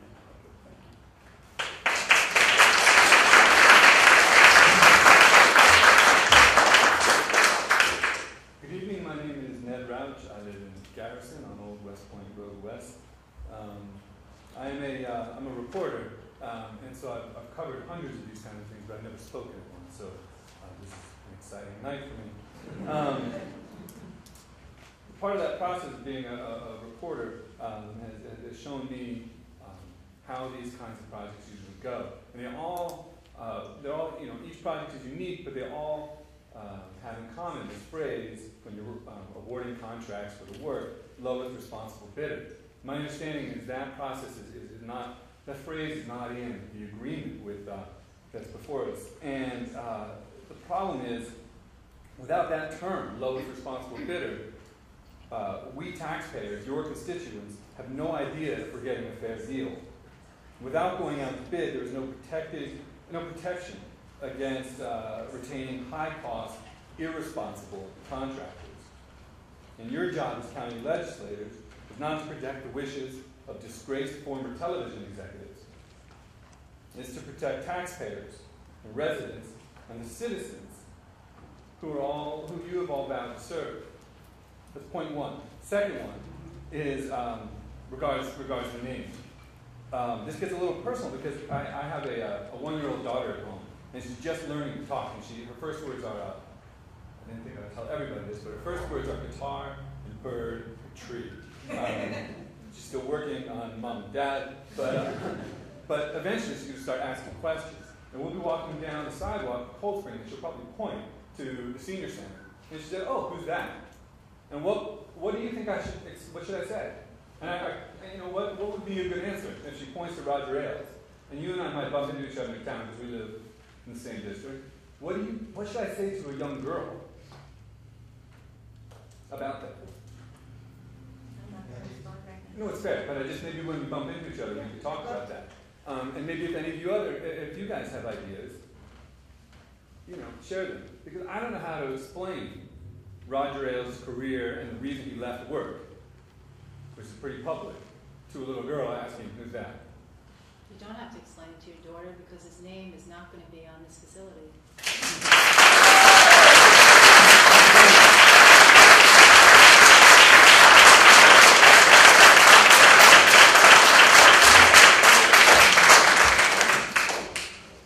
I have been listening to the comments of my fellow residents of Putnam County. And I listened especially to one gentleman who was talking about critical thinking and how we're thinking. And we have discussed 3 items on the agenda. The attempt to remove qualifications from a commissioner line, Tilly Foster, Butterfield, and the naming of that particular facility. Do we see a pattern as to how this legislature makes decisions? Is there a thread here? I think this legislature needs to examine how they make decisions and why they're making the decisions that they're making that have aroused the ire of this community. Thank you.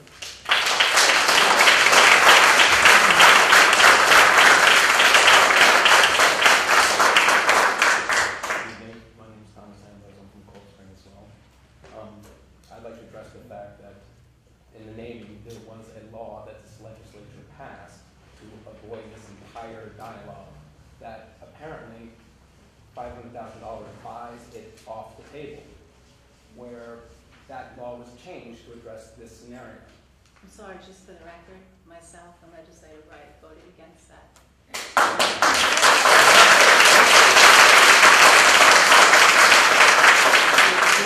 So the passing of that legislation was staged and wise by this council. However, repealing it or changing it is not, and I suggest that you guys consider putting it back on the table to avoid these kinds of messy scenarios. Furthermore, I'd like to build on what Ed said about not having a request for proposals for the contractors for this. You also have a clause in the contract that says the building will be delivered as is, which provides for no requirements of that unvetted contractor to fulfill any of the requirements, because there's nothing in the contract that states by contract it will deliver A, B, and C. So as a result, the true cost to taxpayers is actually unknown, because there's no guarantee that that contractor will do anything in this contract. Thank you.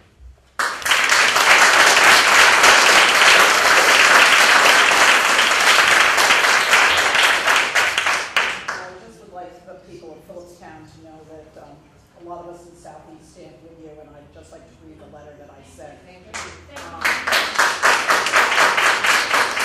I sent this a couple of days ago. Please postpone, again, I'm speaking Justice Lynn Eckhart. Please postpone any vote on the naming of the Phillipstown Senior Center until Roger Ailes is acquitted of all sexual harassment charges. By ignoring these harassment charges, you will be sending a very disturbing message to Putnam County residents. While all persons are considered innocent until proven guilty, shouldn't we have the foresight and patience to wait for a legitimately derived outcome?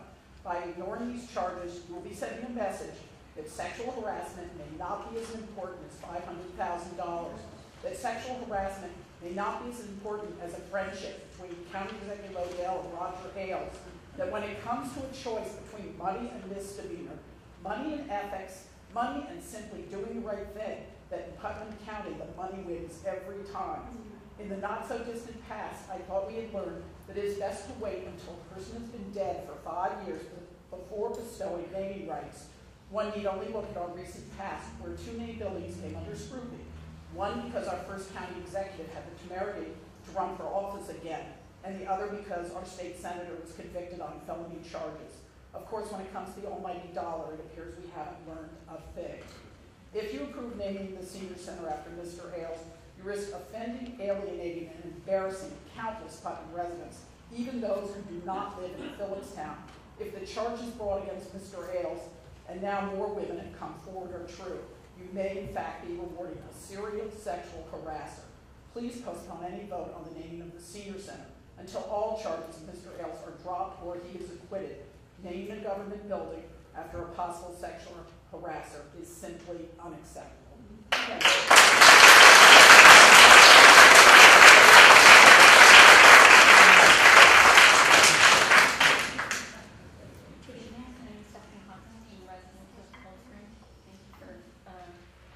Opening up the forum to public comment. I want to thank legislators LeBou and Wright for putting that motion forward, and I'm thanking Chairman Messerman for pushing that forward with them.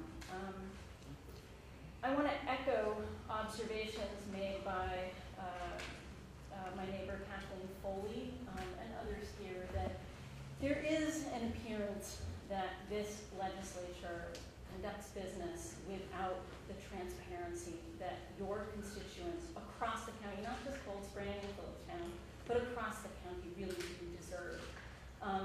Earlier, when you were vigorously discussing, and I really appreciated that, it was interesting to see, the Tilly Foster Farm discussion, what was apparent to me was not that you hadn't invested in it, you've invested in it. And a lot of us live in old buildings in Putnam County and we have to invest in them too. But you all are charged with actually being the fiscal stewards. And I didn't hear out of any of you that, and you, Mr. Albano, yeah, it's a good idea, but the constituents here tonight and people who are interested in fiscal responsibility deserve business plans. None of you spoke, except for Legislator LeBou, calling for an interest in seeing real business plans. Are any of you business administrators? Because if you're not, I would like to see all of you get some education. Because it's nice.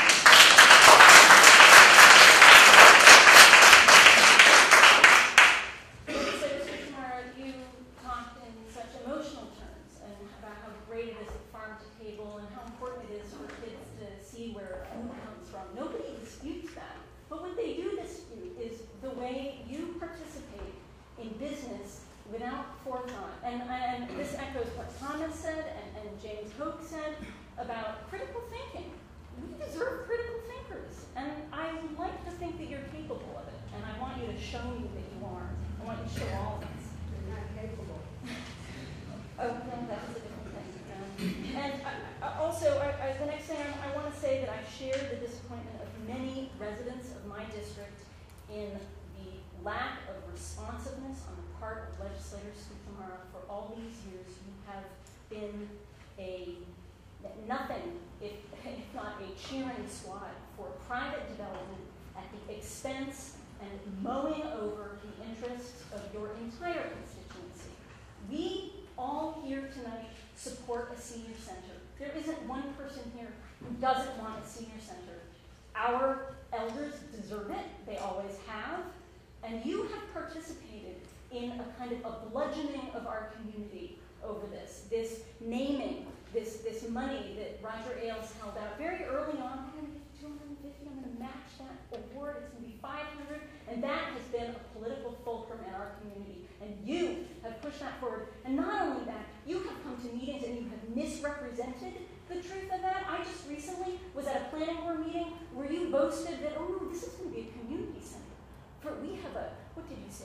We're a community in crisis. You appealed to the emotions of the people in the room falsely, alleging that this was going to be a senior center and a community center. This was going to be used for, well, full well, you've had access to a lease only recently disclosed by the press that says very specifically something quite contrary, doesn't it?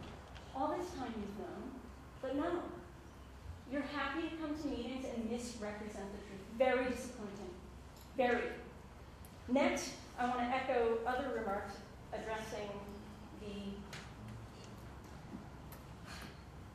the character of this person, Roger Ailes. Like Michael Robinson, I have been the object of harassment by his newspaper and his wife. I have received threats of litigation for participating in what I'm doing right now, what everyone here is doing, what everyone has the right to do, and that is engage in public comment and political participation. And I was threatened with litigation over that. And that is not somebody I have an interest in seeing honored in my community. I would like to suggest that somebody like Betty Putnam,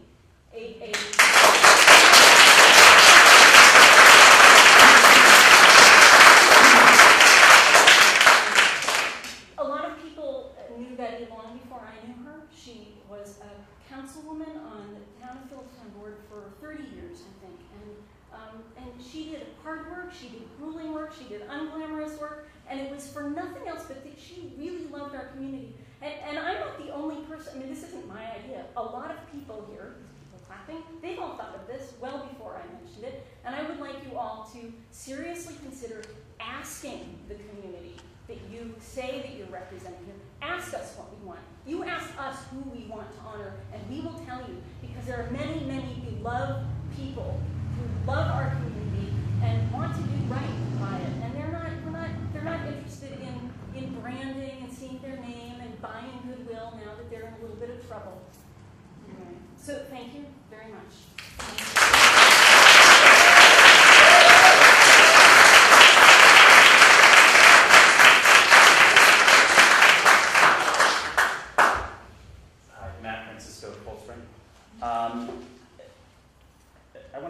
I looked up the definition of legislator in Merriam-Webster.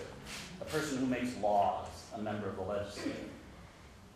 It's amazing that it isn't until, you've been talking about this donor agreement for 3 years and the structure of it. It isn't until David McKay Wilson does a investigative article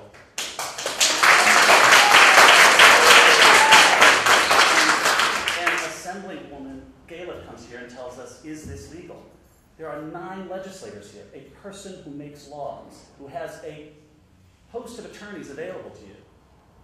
So I wonder if you don't care whether it's legal or you don't know. With respect to the naming, I find it absolutely stunning that you only need to go 2 items up to understand the mistake. The Putnam County Veterans Center used to be called the Vincent Libel Putnam. I mean, are you kidding me?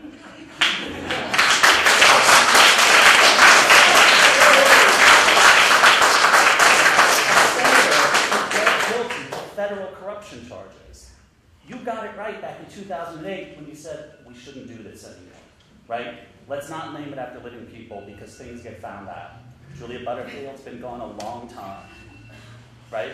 I can't speak to anything else. I chair the planning board, but I really urge you to consider the naming of this. You know, yes, we live in a society, thank God, that, you know, we are innocent until proven guilty, but too much information has come out. 20th Century Fox is a major corporation where Roger Ailes is responsible for $1.5 billion of profit, took action within 2 weeks based on what they heard. You should pay attention to that.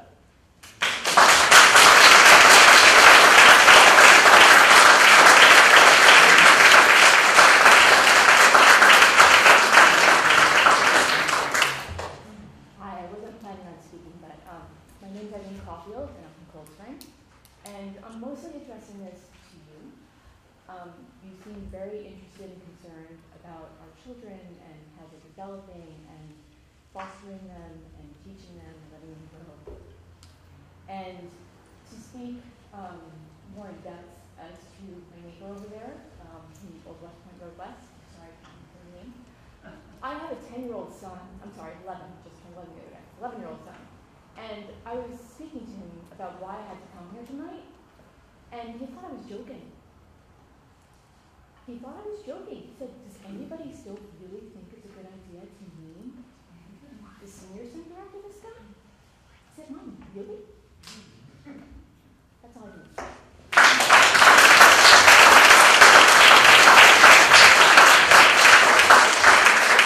So open to public comment tonight. I'm curious about the $151 million county budget, the $5 million Office of the Aging budget, the bloated salaries of your employees who have been convicted of crimes, and I'm asking you here, can't you find the money from somewhere else? And I do this at the risk of appearing to be not in favor of the senior center, as was portrayed in the Putnam County News for 3 years. My name is Nancy Montgomery. I'm the Deputy Supervisor of the town of Phillipstown. I too was a targeted victim of the bullying, and I believe that you stand here as a legislative body as aiders and abettors to this bullying. This money has dangled in front of our town for 3 years. I believe that it's dangled in front of the senior vote, and you guys stand here meeting after meeting without looking at what this money really means to our town. I'd like to speak to a post that my son made today on Facebook. I want my town back. And as we sit here and talk about women and my fellow governing friends who have been run out of office, I believe, by this paper, who are smart, well-meaning, dedicated their time, energy, and sacrificed their integrity because they were slandered in the paper, and much of our town believed what was written about them and believed what was written about me. At a time when I was working very hard to bring the seniors together to you, at a time when I approached Mrs. Ailes and said, Mrs. Ailes, I've worked for years with the seniors. I meet with them monthly. I'm on the ambulance corps. I put them in the back of an ambulance, and I know how they feel. I've taken an informal vote many times with them, and I know they'd like to stay in the center they're in now. If this money could possibly just be used to fix up where they are, they're really happy with where they are. 2 votes I took off the record at the senior meetings.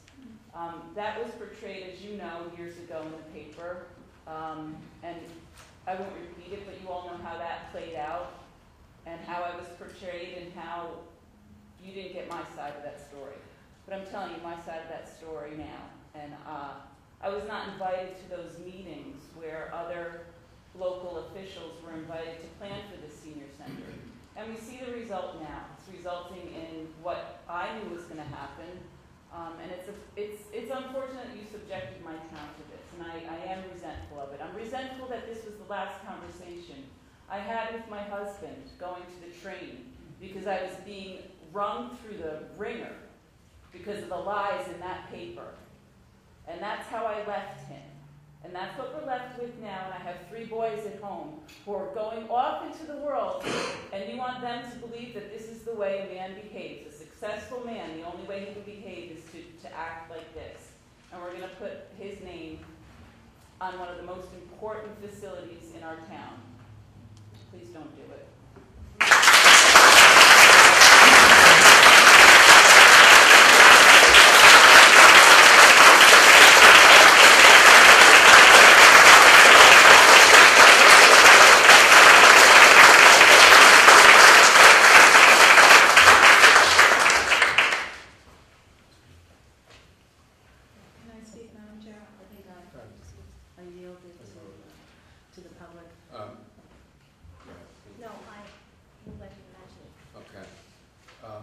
Many people that spoke tonight have seen for the first time.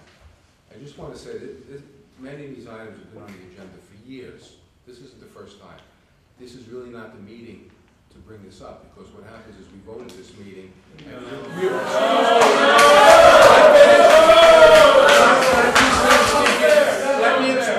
Let me explain. When a decision-making process is going on, that is when we would like to hear from you. Not when we're ready to vote on something. You can tell us about the contract. Excuse me. Excuse me. I called. Can I finish? Could you please? Could you? When if not now? When if not now? Could I please Order, speak? please. I asked for your Please, I'm respect. trying to, could you just be respectful and let me speak? If you respect us. I am respecting you. With the truth? What I'm saying is absolutely with the truth. When you talk about transparency, please, could I speak? I want to hear from you. I've heard from many of you for the first time in the last few years that these projects are going on. Let me please explain how this starts. Legislator Scuchamar has worked very hard on the Butterfield project. Please let me finish. Can you please give me the respect to let me at least finish what I have to say, whether you agree or not? People have come to us saying they would like to see a presence of a stepped-up senior center in the west side of the county. We have 3 beautiful senior centers here, and we do a lot of work with them.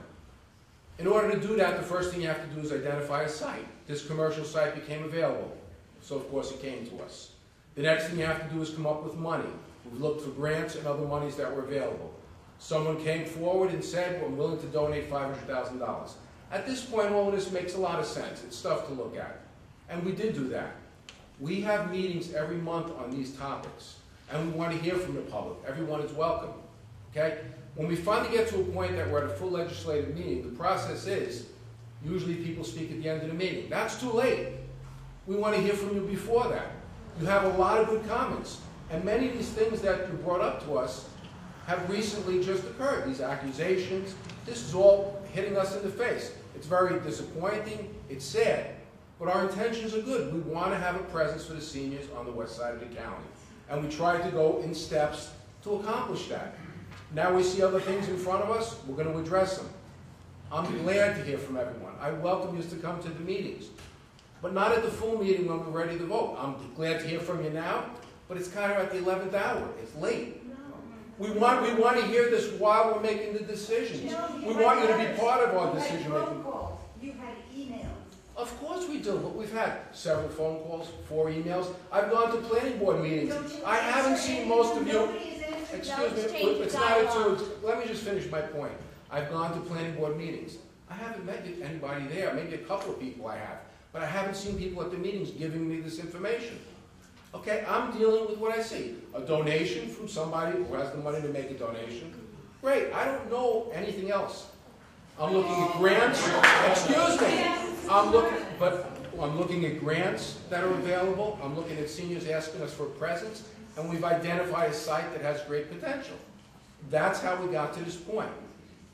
Please come to the meetings every month and give me all the information you have, because we want to hear from you. We want to do the right thing. Legislator Scuchamar has every intention to do the right thing in that area.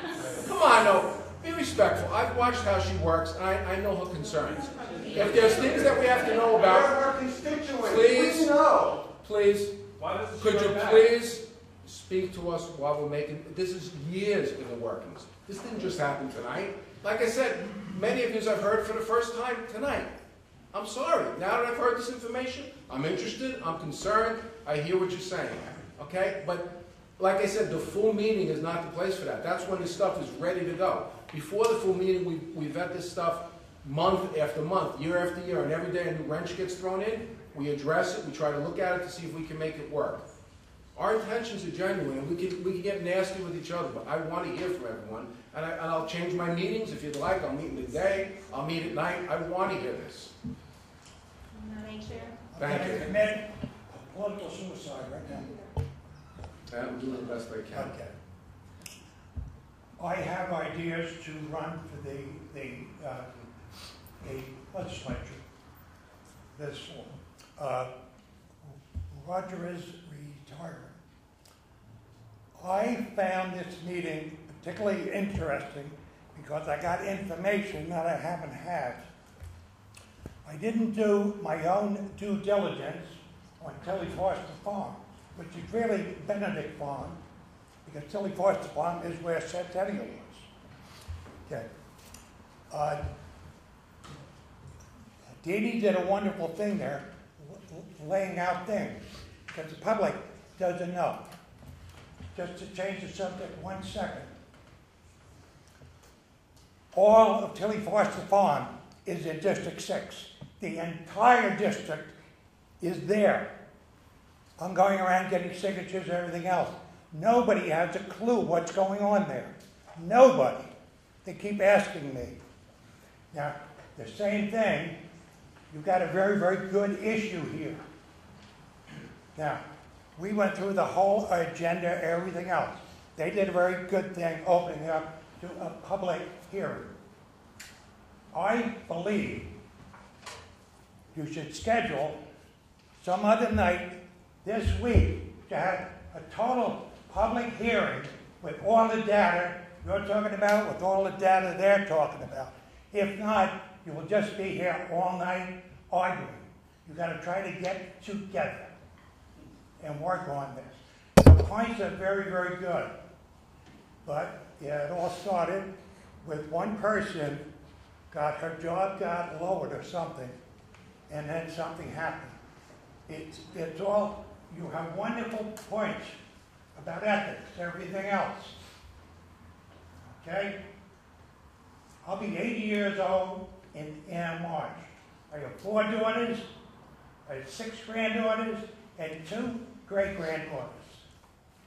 While you're here, every November, we have a big march here from this courthouse around the corner, People Against Domestic Violence. I'm the past chairman. I would love to have you there supporting everything we do about our safe houses, everything else. And I just said I probably committed political suicide, but that's my point. So. I would strongly suggest to the chair that you have a public meeting, a public hearing as soon as possible on this issue and schedule it. Thank you, Terry.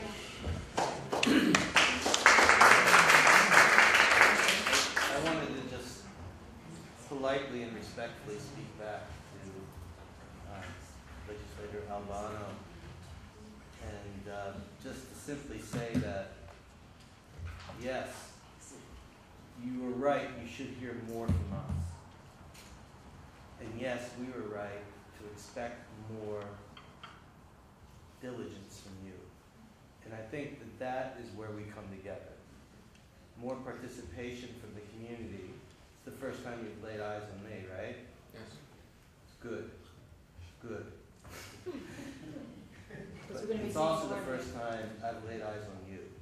I've been here for the last 6 Right, years. but you're not coming to us. And you need... I've been to planning board meetings on the side of the county, I haven't seen anyone. Yeah, you need to think these things through. You gotta know who you're backing. What horse you're backing. You backed the wrong horse. We're backing the senior center and Well, you're that's what our intention is. I know what your intention is, and I believe your intention is good, but in so doing, it's like the Joel thing, right? It's a good idea in concept, and it's a wonderful idea in concept, and then you have to get this thing done. It's in the execution that you have to find your morality. It's how you execute. That's where your ethics are, in the execution of the plan. Anybody can justify the means after the ends. You have to live in how you execute the plan. That's where your morality is. That's where your civic responsibility is. That's where your ethics is. Not the idea, of course. We're not claiming you don't have a heart. What we're asking you to do is to think through critically who and how these things are getting done so that we can claim the moral high ground and have foresight. You gotta know who you're dealing with. You have to have foresight. You can't sell out all these people for one year. That's it. Thank you.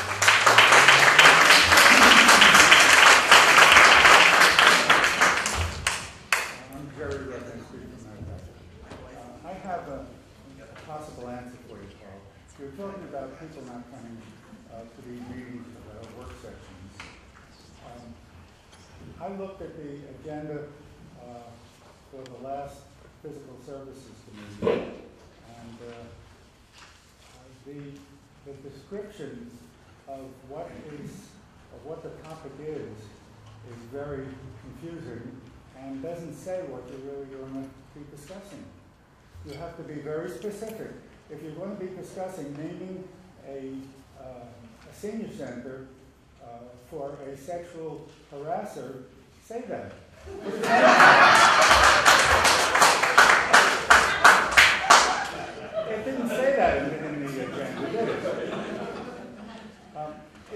really want people to know what's going on, you have to reach out to them, not wait for them to reach out to you.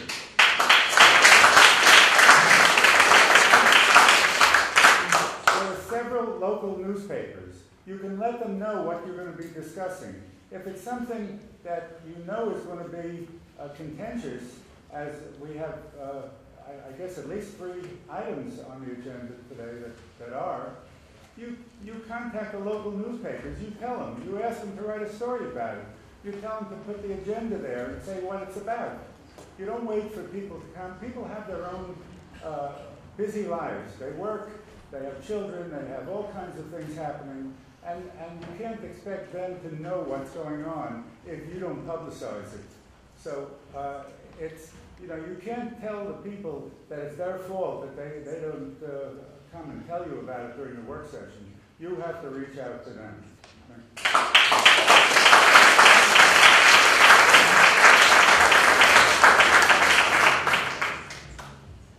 Madam Chair, seeing that there's no more public comment. Well, I would just like to thank everyone for their comments and their concerns expressed tonight. And I hope that it's evident to you that we have demonstrated that we share your concerns, and what's important to you is important to us.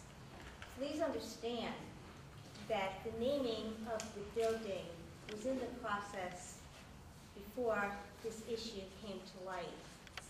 We did not know anything about Roger Ailes, but now it's before us. And we have taken the appropriate action to table this issue and to table it pending compliance with the Department of Labor too.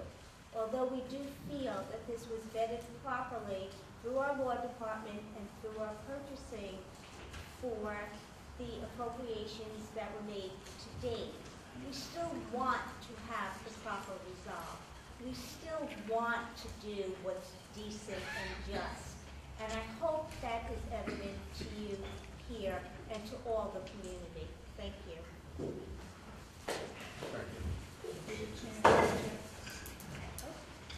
Am I recognized? Yes, you Thank are. you. Thank you, Madam Chair. The issue of the senior center is so much more complicated than just the naming. I want to go back a little bit in history and some of the comments that my colleague, legislator Albano, has made. Going back almost 3 years ago, and also touching on some of the comments that Nancy Montgomery has made about receiving the $500,000 donation. We are in this quagmire because the cost of the senior center has skyrocketed. 3 years ago, I was of the opinion that we should purchase the VFW, okay, and renovate it, and that would be a county facility. And I learned from the former county executive that we got out of the leasing business. We owned all of our facilities, and there was a good reason for that. One of which is the county as a municipality, we are exempt from paying property taxes. And now with this lease, you as the taxpayers will be funding the property taxes. It's absurd.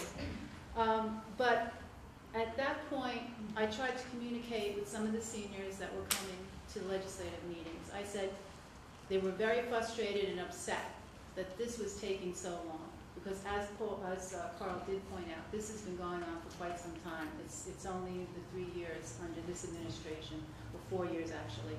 But prior to that, we had started discussions about a possible senior center and having a space on the other side of the county. But I tried to communicate to the seniors that were coming to us that if we could uncouple, okay, the senior center with the Butterfield project, it could be done for less money. We could have a mutual space, not just for seniors, but for the young in the community, and would be county owned, and we could control it. And somehow, this has just been pushed and demanded into this situation, and of course, the gentleman who has made the donation has benefited from all of that. I was bashed in both of the papers continuously because I had the nerve to ask for a plan and definitive costs, and also the data on how many seniors we would be serving with the center. I mean, that's a fair, reasonable question. We have never been given information on any of this. And again, we have backed into this situation where we are today. Myself, as a legislator, this morning when I went on LOHUD, I was shocked to see a grant application that was signed by the county executive on July 7, 2016. And my understanding is the administration is supposed to come to the legislature first and tell us and get our permission for them to apply for this grant. But what I found even more shocking was the project description, the cost of just the senior center would be $1.5 million without the lease. So if you factor in the cost of the lease, I'm going to go over those numbers because I love to talk about money. The base salary for the lease is $77,700, and that would be to lease approximately 6,000 square feet at $12.95 a square foot. Then there's an additional rent payment of $61,000 to cover, I guess, the HVAC systems and some piping. Then the CAM charges of $50,691, which comes to $8.45 per square foot. And then we have the estimated taxes at $30,000. When this is all totaled up, this lease will be for 15 years, and the law was changed with respect to that, because the law was 5 years. We were not allowed as a municipality to lease for longer than 5, and it was changed by this legislative body. When you total the construction costs without a plan, without architectural plans, and this lease, which according to my figuring, 15 years will bring us to over $1 million. So this is going to be a $2.5 million senior center. Shame. It's a shame. It's With ridiculous. escalations, I think they're closer to 4.2 million. Don't forget there's escalations every year that come out. Yes. So you're Okay. closer to 4.2. You know, I started with my visual aid here because I was in pursuit of information, and the only map that I had in the office was this map here. And I called, I'm not going to say who I called, but I called certain offices in the county building because I asked for backup material to verify the CAM charges. And I was told, don't worry, Deanie, after the lease is signed, we'll shore up all of the numbers. So then I asked about the taxes that we would be responsible in paying.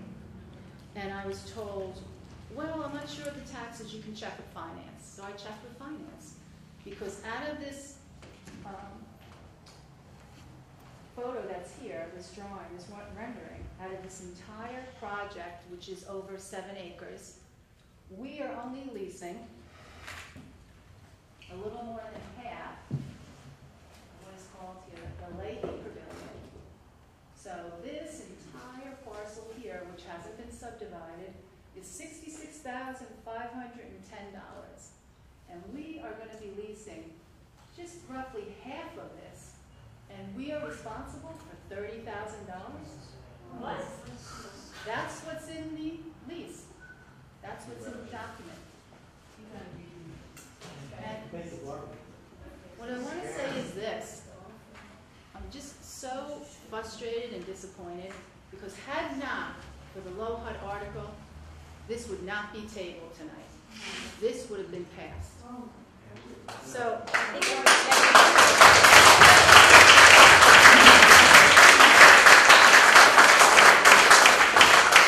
and I want to say we have to go back to the beginning because we do not need to accept this donation. We can work together as a community and heal and decide together what is in the best interest of the seniors and come up with an idea. And let's source out a building that the county can buy. We do not have to accept this money.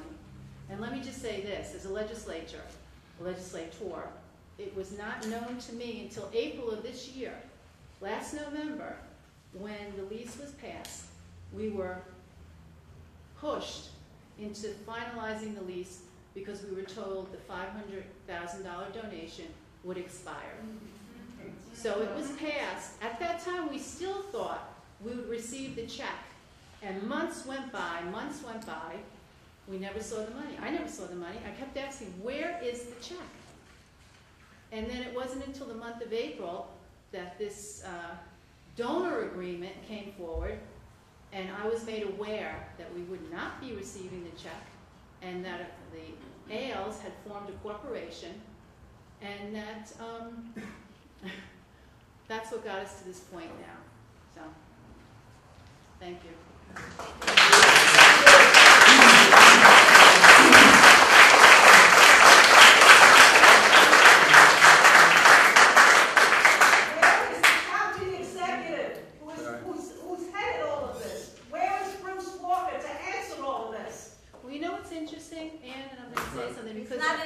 I'm sorry. I'm still commenting. I call on. There was a person, a member of the public here. Her name was Alexandra Valentine. Is she still here? Excuse me. Oh, okay. You're not recognized to speak.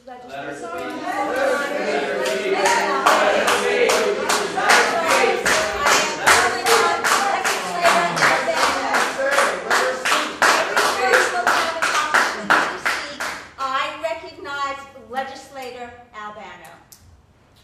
I just want to say, we've been informed of the senior count, we've looked at all the numbers, that stuff's available, we've looked at it many times.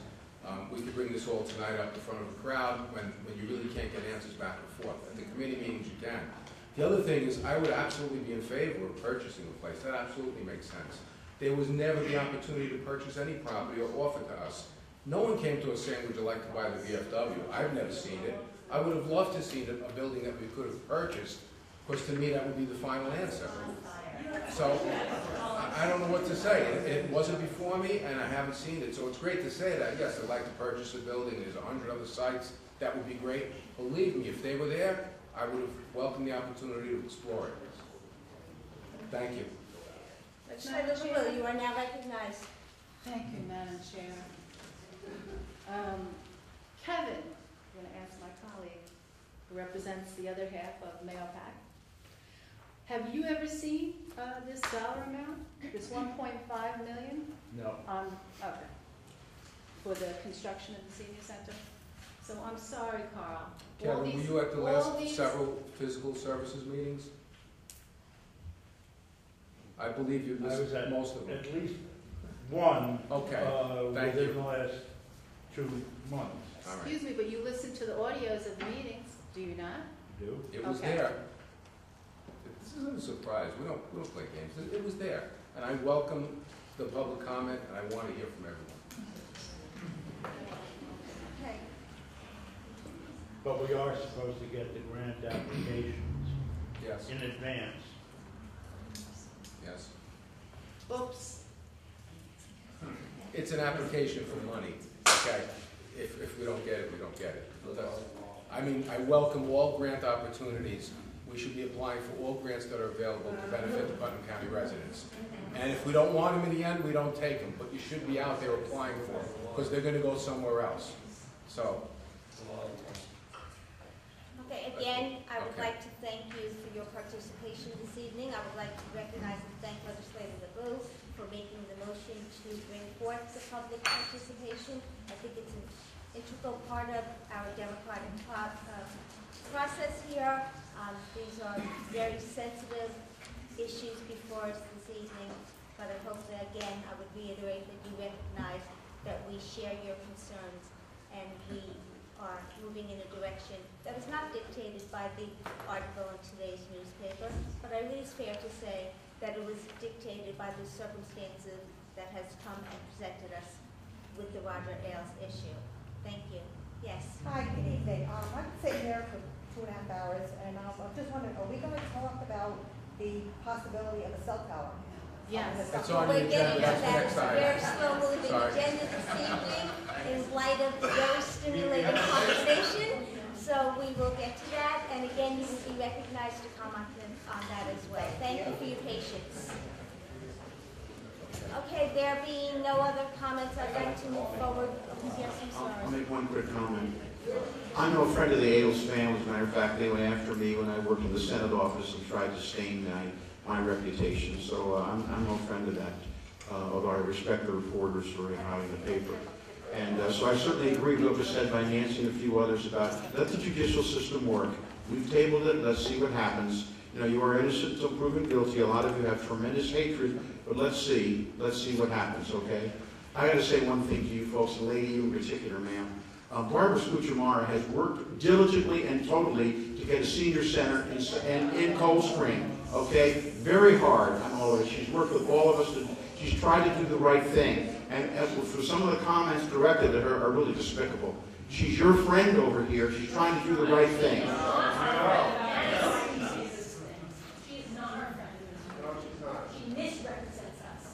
She's been very good to try to get a senior center. We have another glitch now. Who knows what the hell is going to happen. But I think you were unfair to her reputation. I'm going to say that. Okay. We are moving along to the next item on the agenda. Thank you for your patience this evening. Okay, thank you, Madam Chair.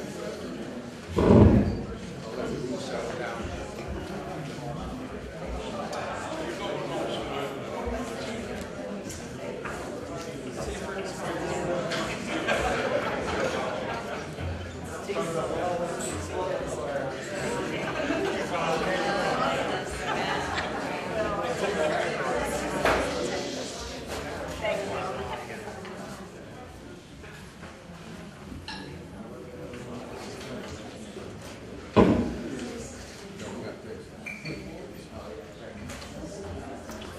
Okay, at this point, we're on 6M, okay? Approval of the Putnam County legislators to intend to act as lead agency under the seeker regarding the lease approval, Monroe balancing test for wireless communication facility at the golf course location. Let me just start by saying we've identified the fact that we don't have the perfect communication setup at this point. And we know that we have to improve on our communications towers for our emergency services, and light of the way the world is right now. Interoperable communications is imperative. And so 4 sites have been identified. The first site that was identified, we've had comments from residents. And so at this point, I'm going to make a motion to table that and look at that in the future for more discussion. I'm sorry. Yeah, that site is the golf course location site. What we tried to do is pick the county-owned properties to put these cell towers. It's important that these cell towers have a line of sight, and these 4 areas coming up have been identified. But at this point, I'd like to make a motion to table 6M, the golf course location, because of the controversy on the neighbors. Second that. All in favor? Thank you. And what I'd like to explain, though, is this is declaring Putnam County as the lead agency. Once that happens, the county notifies all interested parties and will provide all the information so that everyone can look at it. If they have objections, they have comments. It'll be open to it'll be out to the public once this happens. 6.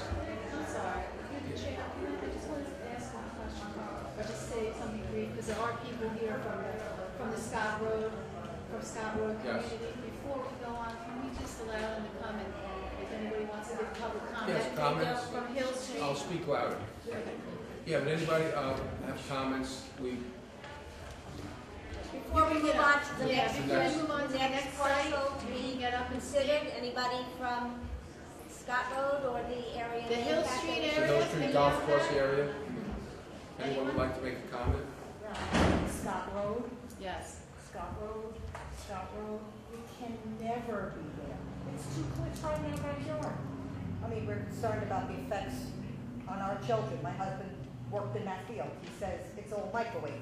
You have our water supply back there. We have our children playing back there. Soccer fields are there. I mean, what kind of guarantee can you give us that these are not going to be harmful? The town uses that property for the children for fields. Can we assure their safety? Can we assure that it's not going to get into our septic, our water supply? I mean, that's the biggest thing. And then, what's it going to do to my property value? I mean, I'm up here almost 30 years. I'm here 36 in the same house. You know, I'm sure you would want it in your backyard. I definitely. understand. You know, it's right there. It's like, we live next door to each other.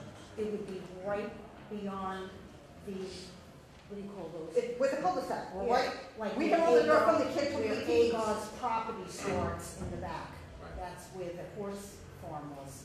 But we're right in front of that, so it Yeah. would never be there. And it's not even a consideration. The It would be ideal out for us. situation would be not to be in a residential area. Yeah, Unfortunately, sometimes it has to be happens. another and- place to put it. Well, that one, we're not considering. we're not gonna consider that one at this point.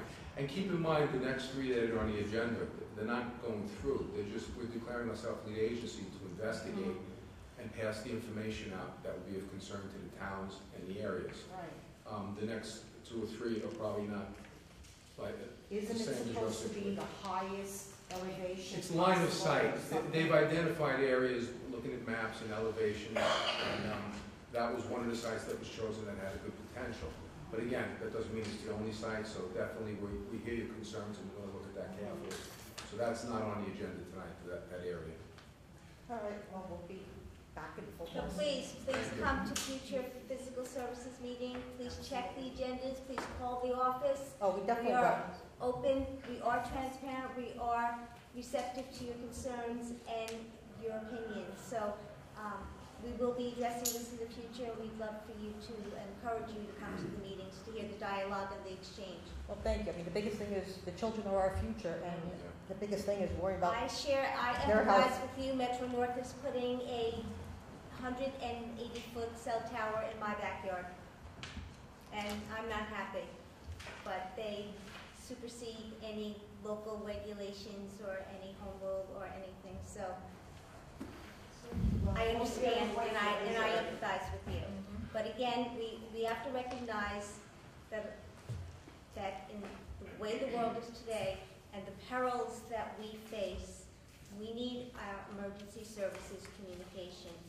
We need to have that communication in the event there is a tragedy or disaster, that our first responders, our state police, our local police, our fire departments are all able to communicate. And we can't trust that our little sleepy towns and our little sleepy safe Putnam County is going to be shielded against any disaster or any perilous situation. So bearing that in mind, this is something that needs to be done. And as I said, Metro North is installing for that same purpose. They are mandated by the federal government to have communications so that the state police in New York City and this area all can communicate effectively in case of emergency. We've seen too much turmoil and too much tragedy, and we would be naive to say that something is never going to occur here. So please recognize the importance of what we're trying to do in the most unoffensive and least penetrating to our communities that we can. But that's not always feasible either, as demonstrated in the town of Patterson. Hi, Jerry. Hi. I'd like to make some suggestions to you. No one in this county wants to endanger our police, fire department, first responders.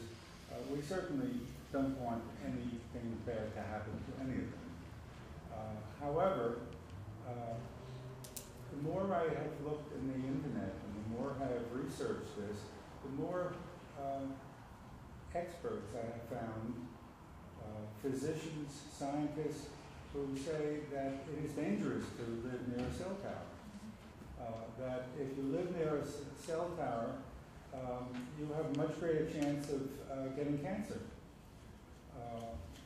You can research it yourself and you'll find it on the internet. You'll find it all over. And not only that, but ask the real estate people and you'll find out that people don't want to buy homes near cell towers. So it's very difficult to sell those homes. Your homes are going to be worth at least 20% less as soon as the cell tower goes up if you're living near there. And the closer you live to it, the higher the percentages. That's known. You look at the, I saw the Appraisers Association. There's an international appraisers association that has research on that. and they find you can't sell houses there. People are trying to sell their homes now where there are cell towers, and it's very, very difficult, and they have to take a lot less. If you want to find cell towers, you have to find them, you have to locate them where there are no residents living there, where there aren't people around there who will be hurt by it. And also where there are no people working around there, because people who are employed right close to that are also in danger. You have to find the right location. If you can find the top of a mountain where there are no homes, no businesses, that's great. But it's not a good idea to make the first responders safer by making everyone else unsafe. So do your due diligence. Do your research before you come up with these sites. And I think that's exactly what we're doing tonight by taking I'm this glad agenda that we're item. doing that now. And I wish that Metro North would have afforded us the same consideration that this legislature is affording you.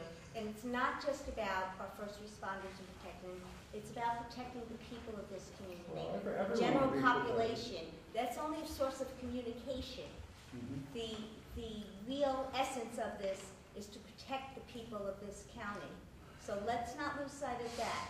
But I hear you, and as I said, Metro North had no problem putting a cell tower smack in the middle of a residential area in a lowland on the tracks, not the highest, which is said over and over again that should be the ideal situation. But we are affording the people the consideration that is needed to do our due diligence and to explore whether or not there are alternative measures to achieve the same accountability and effectiveness that we need. Yeah, okay, that's fine. As long as you are doing your due diligence now and finding the safe locations, I don't think anyone would have a problem with that. Thank you. Thank you, Jerry. Okay. Always a pleasure. Chair, oh, go ahead. Good evening. I wanted to make a comment on this issue. My name is Ellen Winder. I'm Director of Educational Outreach at Grassroots Environmental Education. Grassroots Environmental Education is a science-based environmental health nonprofit here in New York. And our primary mission is to educate the public concerning common environmental exposures and the link to human health and environmental impacts based on science and our network of leading medical and scientific experts at leading institutions across this country. Grassroots serves local and state governments, school systems, healthcare professionals, and other organizations nationwide. As a science-based nonprofit environmental health organization, we're often called on to provide expertise on exposures and the potential impacts on human health.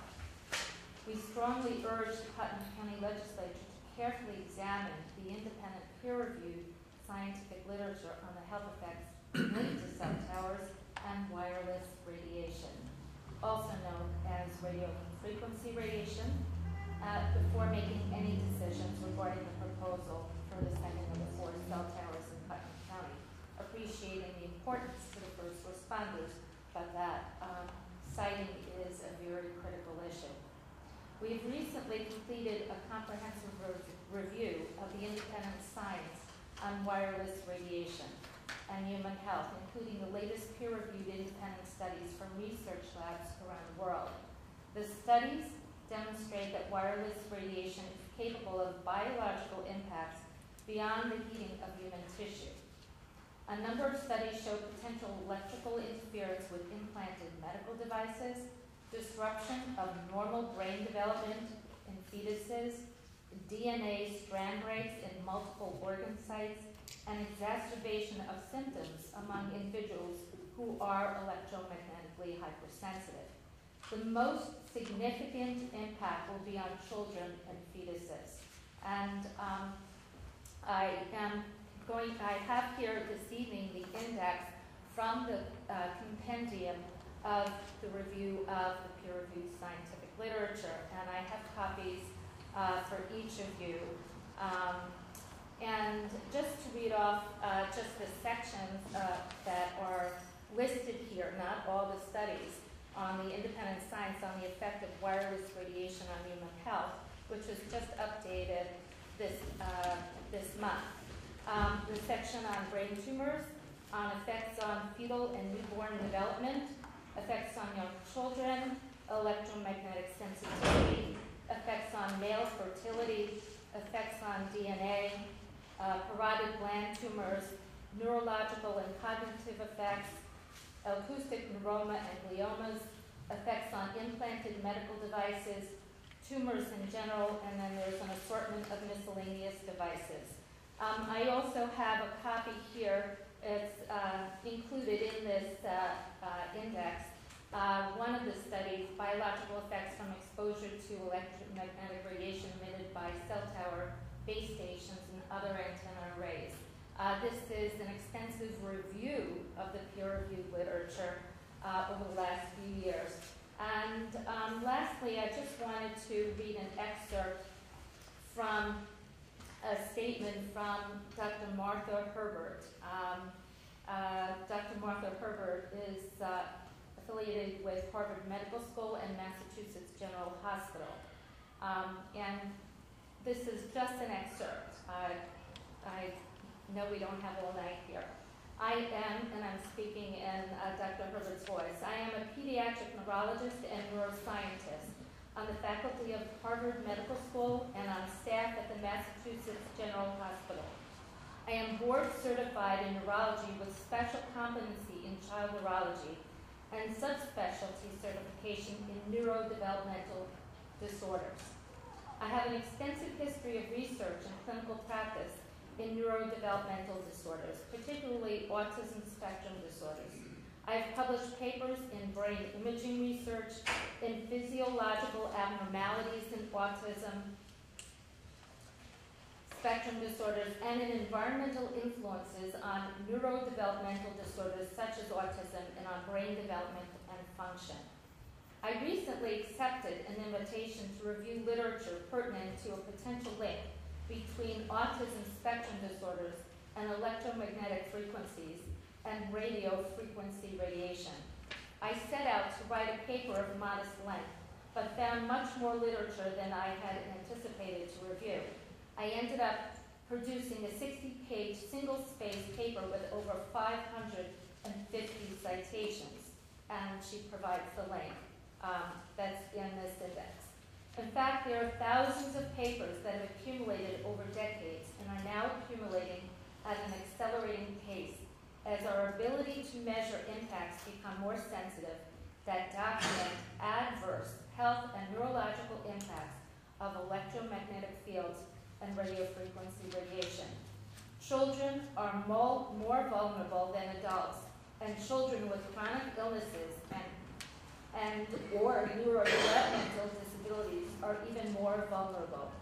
Elderly or chronically ill adults are more vulnerable than healthy adults. Current technologies were designed and promulgated without, and I repeat, without taking into account of biological impacts other than thermal impacts. We now know that there are a large array of impacts that have nothing to do with heating of tissue. The claim from Wi-Fi proponents that the only concern is thermal impacts is now definitively outdated scientifically. Electromagnetic fields and radio frequency radiation from cell towers and other devices and technology can exert a disorganizing effect on the ability to learn and remember, and can also be destabilizing to immune and metabolic function. This will make it harder for some children to learn, particularly those who are already having problems in the first place.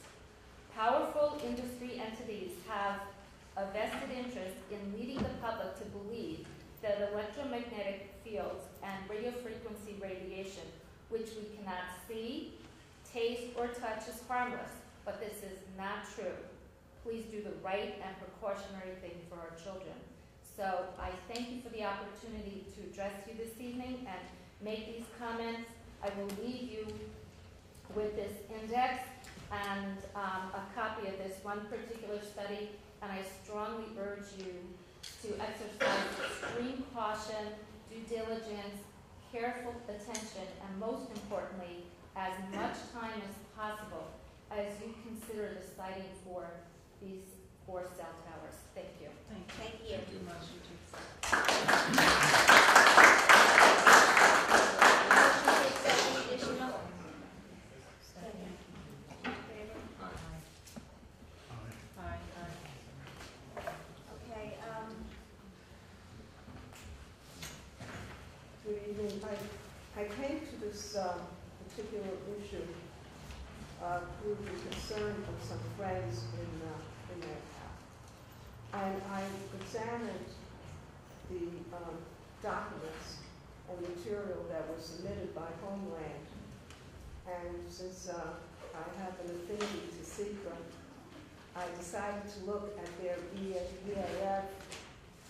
I decided to look at something that I didn't know, and that was the Monroe Balancing Act. And I said, what is the Monroe Balancing Act? Well, it's very interesting. I also was concerned because the particular parcel was, at least in my memory, but I had to check on it, that it may have been designated parkland through the action of not this legislature, but of previous legislatures. So I called on my attorney, Dave Gordon, and I listed my concerns with him. He very generously then relayed his opinion after I had submitted to him the EAF and so forth. And I just want to just go over some of his opinions.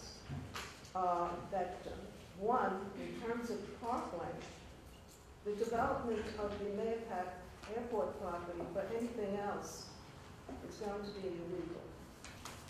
Number 2, he had serious reservations about the EAF, with deficiencies and accuracies contained in it, which would make it, really very problematical. He also then spoke about the visual impact, especially from the Scott Road residents and from other surrounding residents. And then he also went into a large discussion about the Monroe test. He was the successful lawyer that took on a case that has been cited. And I'm just going to read off of that case. And this is what he says. The courts take a dim view of slipshod secret reviews combined with assertions of immunity from zoning under Monroe. I am attaching for your information, and I apologize because I didn't attach the case, the New York State Supreme Court decision in Caston versus the town of Gardner. He was the attorney for that particular case, which is very similar to the Homeland proposal. In Caston, as here, a private developer partnered with the municipality to construct a cell tower on the municipality's land. The municipality asserted a Monroe exception from the zoning law and issued a negative declaration. The secret review included a visual impact study. The court overturned both the Monroe zoning exemption and the negative declaration after it was clear that each became a factor in the other's deficiencies. This is a little bit more complicated than even I thought. Then I also was very concerned that it was cited as an unlisted action. And so I reviewed an unlisted action and I said, wow, that was interesting. And I have to thank Tom Maxim, who pointed out that in reality, even that designation was inaccurate, that it should have been listed as a type 1. Why should have been listed as a type 1? Because it exceeded 100 feet. This monopole exceeded 100 feet. So even the action is not at least correct. And again, I pursued that particular question with my attorney. In terms of the parkland designation, he was, I did look at the original resolution. The resolution is restricted. It is a deed restriction. I could not find any change, unlike the 2006 deed with the WAC, utility enforcement. I could not find any change in that restriction. So what I'm saying to this legislature is that I'm glad that you're not taking this particular matter up. And by the way, Ms. Nasserino, I met a resident from Cornwall Hill, and we discussed the cell tower that was, again, attempted to be located, and he told me that you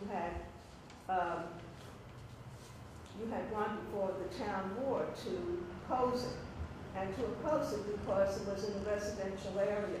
So I hope you'll be very sensitive to the folks from Scott Road and from the surrounding area. Thank you. I think I made myself perfectly Yes, clear you that I did. empathize You did, and I with wish to people just- I facing just this wish to matter, confirm that. and Sure. also Metro North is putting a cell tower in addition to a proposed county tower a mile apart. So I'm sure that you can empathize with the residents of Patterson having 2 poles within a mile or a mile and a half radius would be totally unacceptable to any community or any person who has to deal with that matter. We recognize that. Thank you. Okay. I've been a volunteer firefighter 46 years. I rode the ambulance about 20 years, Friday nights. They have calls. I've been in law enforcement about 55 years. This county has a lot of blind spots. Even with your cell phones, there's all blind spots. Well, 50 years ago, we were using landlines for almost everything. We got through. Your problem is now, we had a big storm here about 10 years ago. Our cell phones wouldn't even work. The only communications in the county, thank God, were from the fire departments and the police, because everyone had an emergency generator. If you get a big blizzard or a snowstorm or something, your emergency people have to have communications. Our EMTs now are so highly trained, they're totally in communication with the hospital every second of the way. Our improved EMT can now give intravenous, they can give drugs, everything else. The premise of this whole thing is safety, get our emergency people where they should be as soon as possible. But everyone's arguing, not my neighborhood, not my neighborhood. You said earlier, the safety issue overrides. They're all looking at spaces, you've got to have a line of sight. All those people who were here earlier, half the time you can't get that side of the county. There's blind spots going around there with the police cars. So it is not a question of having them or not. It's only a question of where, because it's an emergency issue. And the main job of the county legislature, everything else, is the safety of its citizens. And those emergency responders, that are 90% of them are volunteers, and they're out there in 18 inches of snow, ice storms, and everything else. And you've got to have clear communications. Thank you. Before you get there, just a quick question. Are you planning on tabling all of these? Then I will speak, but I'll wait till we get to the current.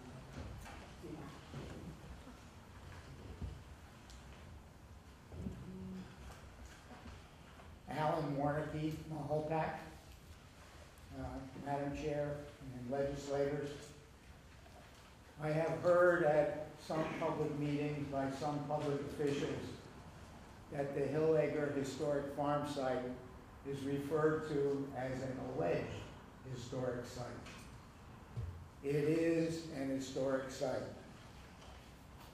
When a structure is proposed to be built at or near this historic site, there are certain procedures that must be followed. It is my opinion that when those procedures are followed, you will not be able to place the cell tower near that site. As legislator Albano just stated, there are alternate sites.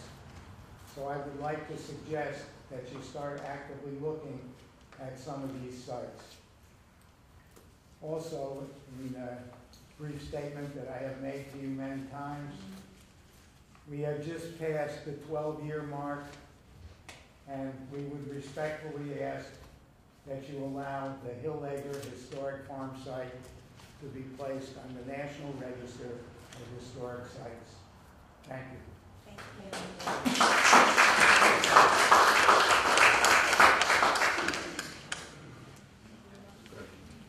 Yeah, I don't know for a fact that there's alternative sites, but I would assume they are. I don't know all the details to that, so we're going to look into it. At this point, I'd like to move as a group 6 and 8, approval Putnam County Legislature to intend to act as lead agency under seeker for lease approval of on-road balancing test for a wireless communications facility at the current building location, Putnam Valley Senior Center. Sorry.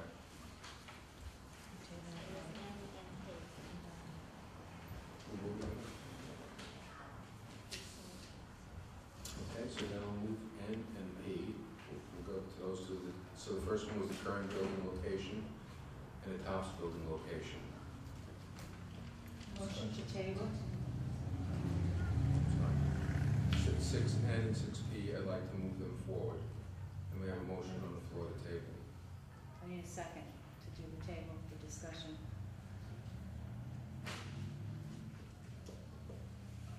Okay, appears no second is forthcoming.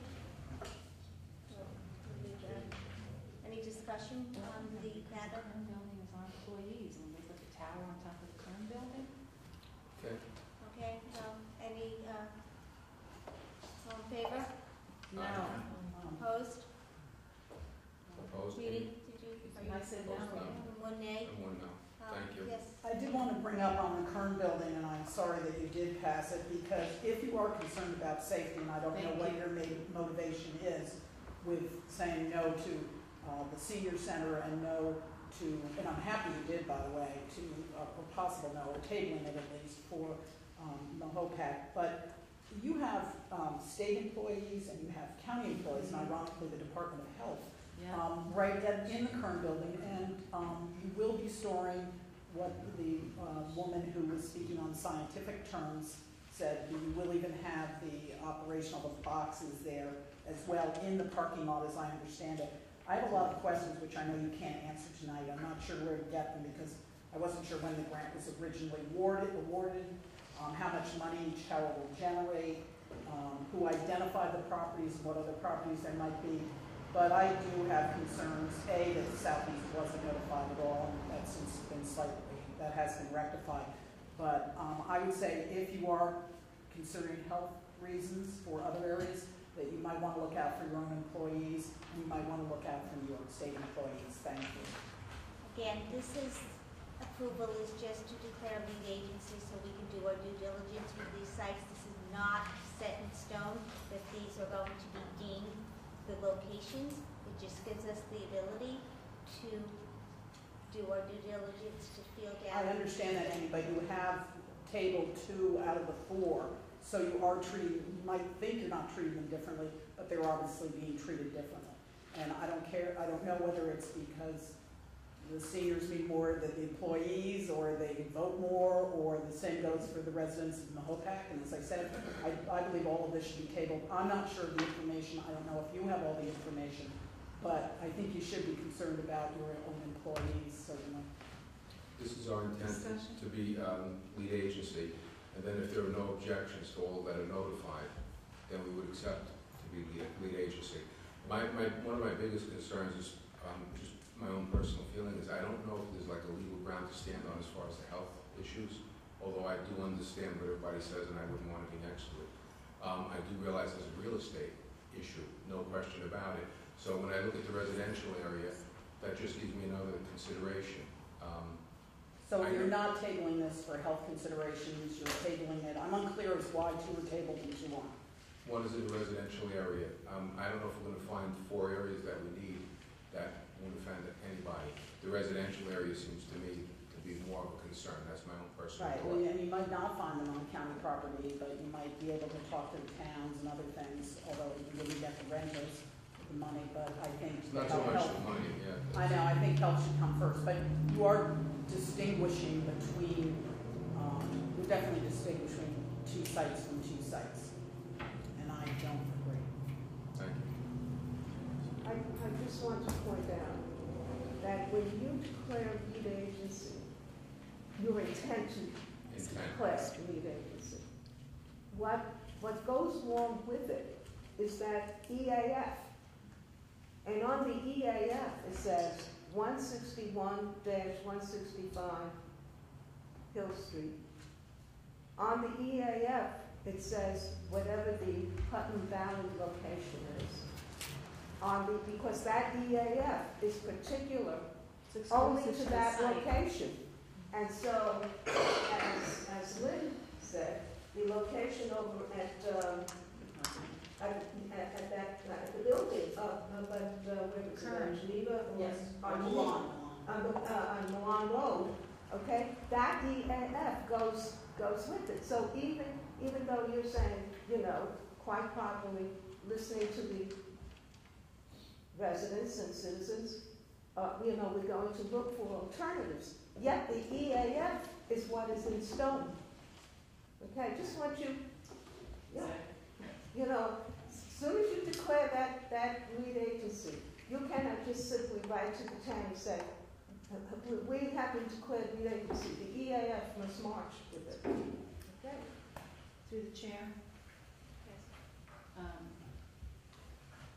I know it's not intentional, I just don't believe that the legislature was properly informed. That's why at the physical services meeting,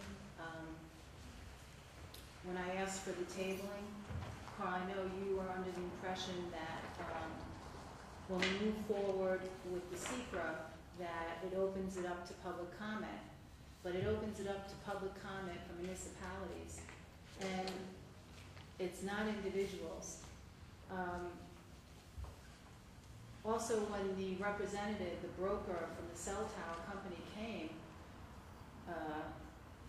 he said that we would be having a public hearing. They would be determining whether or not these are good sites, not the legislature. Once we approve this secret process, it's taken out of our hands. And I don't think everybody understands the process here. This is not the MTA when comments were made about the this is the county. The county engaged the cell tower company, and they started the process going. Once this secret is passed tonight, we will not be able to stop it as a legislative body. Okay, it gives the controls to the cell tower company. And I want to touch on a point. Someone talked about revenue. I don't remember who made that comment. Because half of this issue is revenue based. We're being told that it's all safety based, and it's not. The other half of this is revenue based, because the county has intentions. If you look at the diagram for this monopole, there's 4 modulars on the tower. The county will have the top modular, and the other 3 will be sold to the highest bidder. And so I believe that's what's driving this, because last week I asked for documentation. I spoke to some people in the fire community. I asked the county law department where the contracts were, where the communication plan was, where the radio plan was. I want to see data proving to this legislative body that these are the locations, that there's issues with service in these locations. We were given nothing, okay? This was brought to the legislature. I believe it was, Carl, when was the first time? I think it was April. A few months ago. April, 3 months ago. And we were told at that time there was a site in Patterson, and then Legislator Nasarino brought up the fact that MTA was putting towers along the trail line, the railroad line. And then the other 5 sites were discussed. In the minutes, the Deputy County Executive said they would come back, and that was the first time we were introduced to the cell broker, the cell company. He came and spoke at the legislative meeting. At that point, we were told this was just the beginning discussion of all of this, and that the administration would come back with an update. Next thing I heard, it was on the agenda for physical a week and a half ago, and it was put on as approval to go forward with the seeker. And again, I want to say that I don't believe it was anyone's intention here. I think that the information that we got from the law department is that we could get out of this once the secret process was started, and we cannot. So that's why I'm sorry, I switched my And comment. also you should be getting rental aside from the others. I mean, some of the deals are that you get rental for the tower, for the land that the tower goes on as well, so. You know, I don't know. I don't know, I haven't seen any contracts. Oh, yeah, because that's another thing, in transparency that the public should. Absolutely.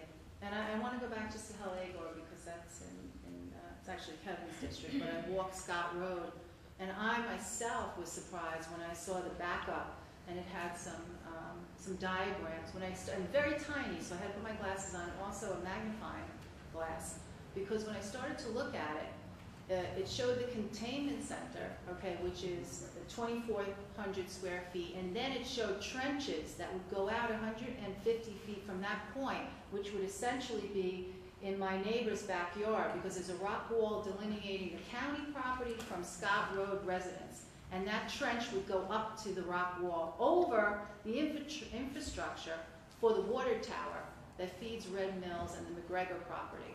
And then there was the issue of the safety with the residents and the possible soccer fields that are supposed to go on the airport property. And I wasn't sure if MSA or any of the concerned parties even knew about it. And we were lucky this evening to have, I'm sorry, I don't remember your name, but the woman that spoke up about the health concerns. So I'm very concerned about this, and I don't believe we've done our due diligence. We haven't, because I have no data in front of me to substantiate these locations. So I hope, I don't know if we can go back. I wish all of this was tabled. I think this is a big mistake. Let me just get back to this. This is our intent, okay, to be declared lead agency. Once that happens, all interested parties and agencies will be involved. We'll be doing a full environmental assessment form. But what happens is, before this all goes down, the county has to approve the leases for each individual site, so the county still has control over that. When it comes down to the final leases, each and every one of them will have to be approved by this legislature. So this is the beginning of a process where it can be investigated, everyone can be notified, and we're going to get comments, and this is how it starts. There always has to be a beginning point. This is not definite. We have to approve the leases for those sites. And I'm sorry, I disagree. Thank you, but this is not a two-way conversation. Okay. Thank you. Okay, I'm sorry. And then with regard to 6-0, which is the same thing, Putnam Valley Senior Center location, I'd like to make a motion to table that because Legislator Blumen isn't here. It's his district. I'd like to hear from him. Second. All in favor? Aye. All right, so we have two that move forward. It should be duly noted that Supervisor Oliverio from Putnam Valley did come to our last meeting and come forth with an alternate site that he requested that we explore. Take a look So at. upon his recommendation, we are tabling this particular agenda item to explore that option that he proposed. Excuse me, could I speak to that? I serve as vice chairman of the planning board in Putnam Valley, and I've had the misfortune of having to contend with a few cell towers that came before us. And as you know, it's sort of a pretty tight stranglehold. There's not a lot of wiggle room in terms of what they want to do. In this case, there's even more because the county owns the property. So our planning board, for instance, doesn't have any oversight. Our jurisdictional wetlands and things, we can't even scrutinize what you want to do. My point being is, we live in a town of 11,000 people. We have 6 cell towers in Putnam Valley. 6. One of them used to be the old AT&T microwave. You keep using the term microwave. I don't know if that's entirely accurate, because microwave was a way that AT&T used to communicate across the country from tower to tower. You could actually, if you had vision, you could actually see every tower across the United States, and that's the way they communicated 50 years ago. My point being is, I looked at the diagram that was sent out as a courtesy to our planning board, and I saw the cohabitation on the tower, and I heard the discussion. I wasn't at the town board meeting, but I watched it online. And everything was described as emergency services, but again, the top of the tower was this very small portion that would cohabitate a tower 150 feet high. In the past, we kind of draw the line like 100 feet, 120 feet, but 100 feet is defined by definition in this proposal. What I'm wondering is, have you explored, since Putnam Valley has 6 towers for 11,000 people, I'm wondering if there's a way to cohabitate on existing towers and not even have to have the expense of even building it. In honesty, if what you're trying to do is communicate for emergency services, then it would be pretty simple to have just a small few locations to make that communication. My question is, when you talk about microwave communication, again, that's all predicated on a straight line. And once you get to the tower, you have to disseminate that information down, and then you have to get it to the patrolman in his car. I don't truly understand that, and I'm going to research, and when you have your meetings, I'll be back and you'll hear a lot more, because I'll know all about that for you. And so I think there's a lot of wiggle room here. I don't think you need to declare lead agency this time. If you do, she is correct. You are going to, you can't stop it.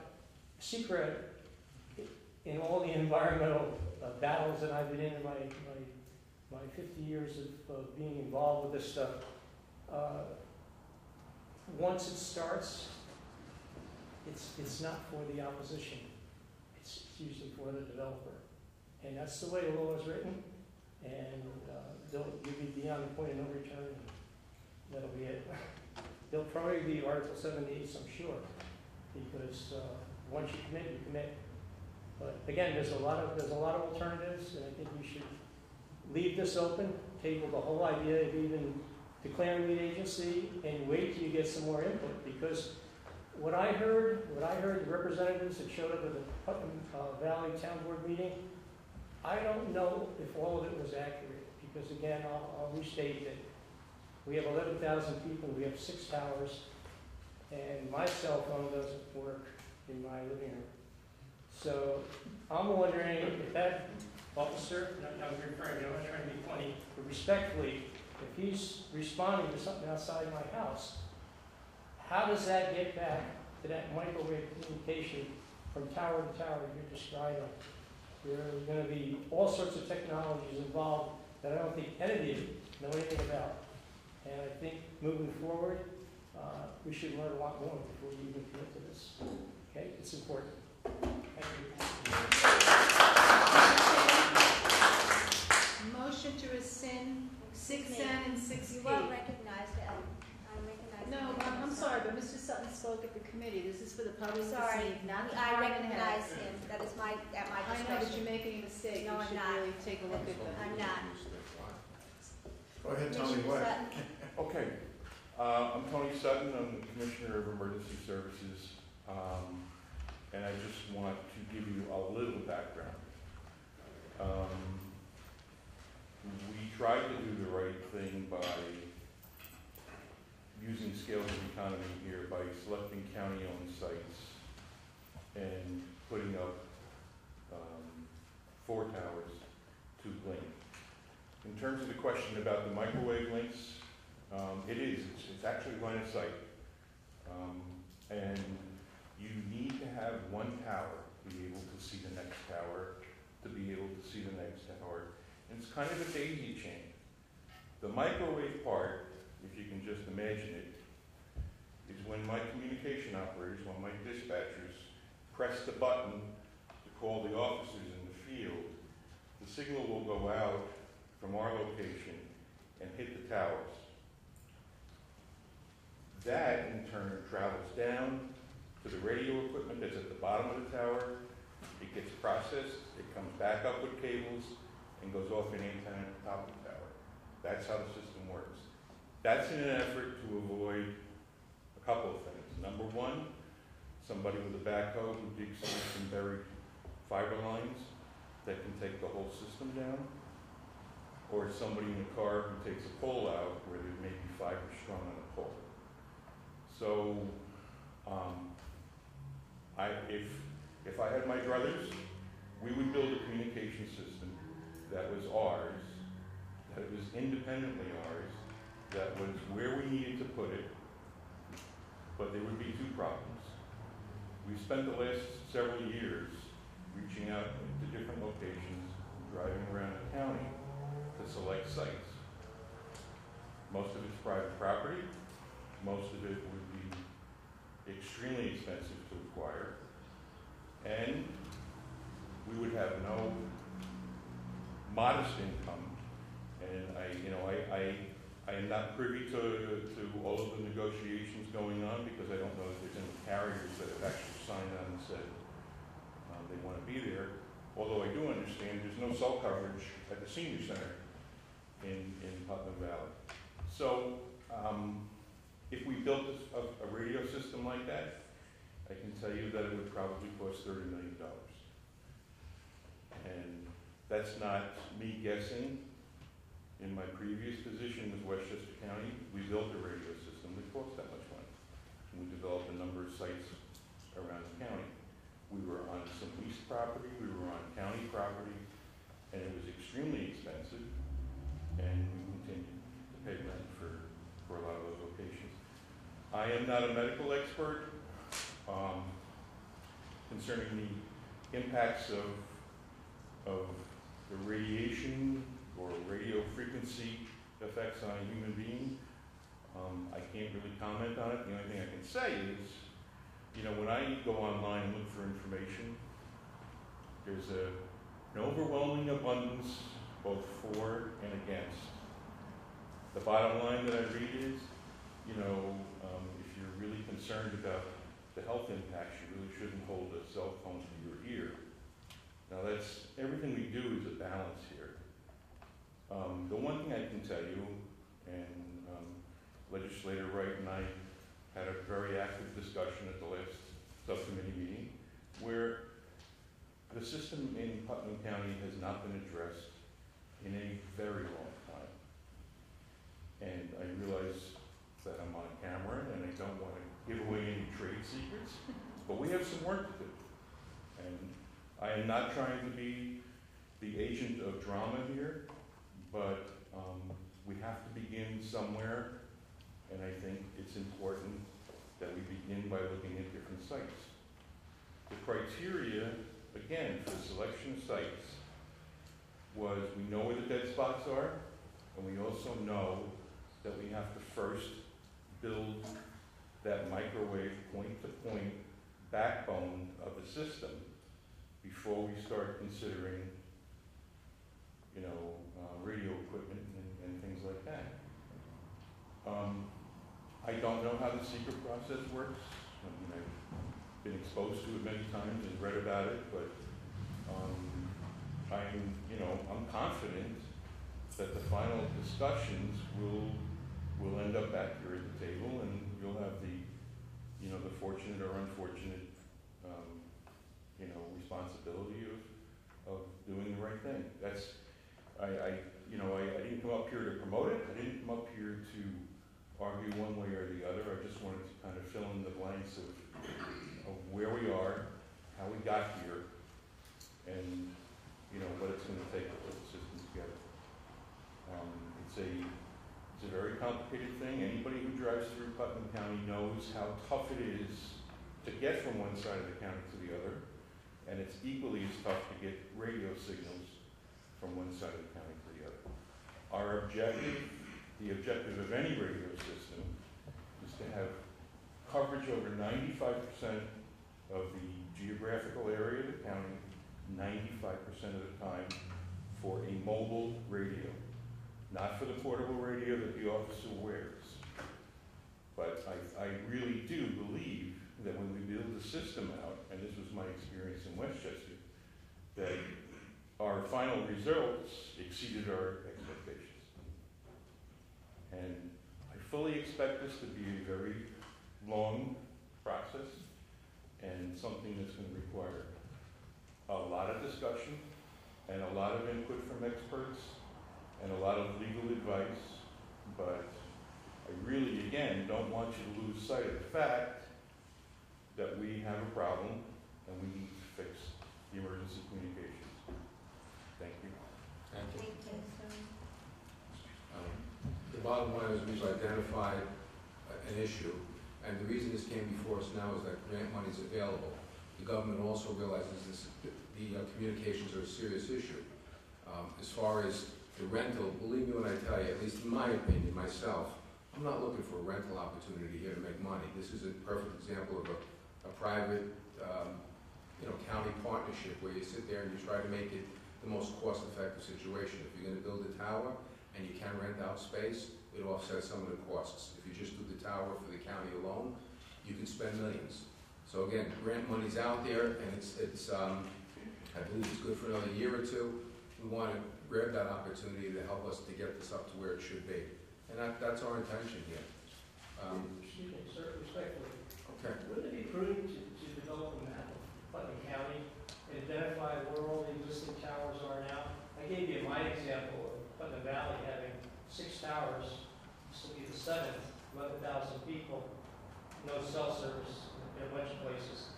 Would it be prudent to develop a map of the entire county of all the existing towers and look to cohabitate with everybody who's there now?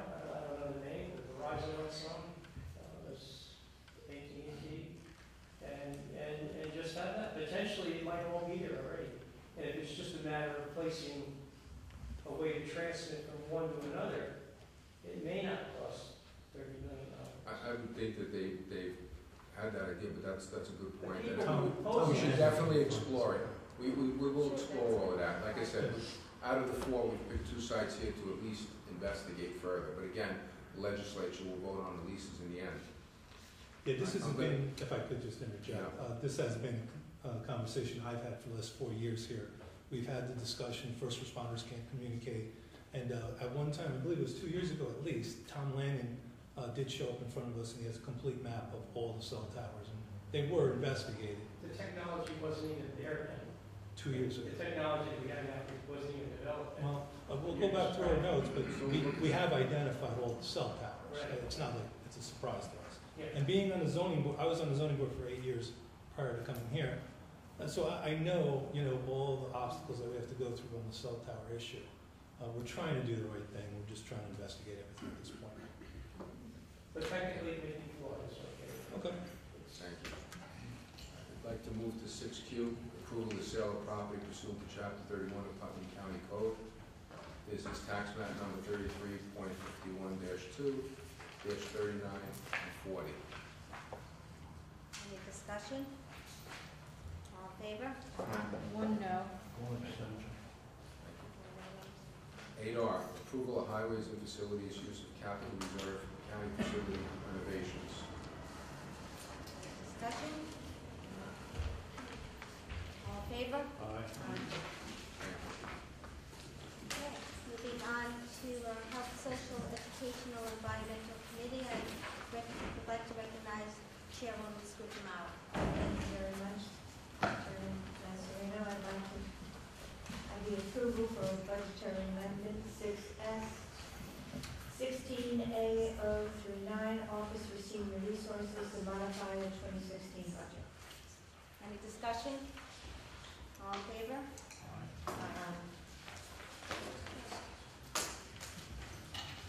At this time, is there any other business that any legislators or anybody, member of the audience, would like to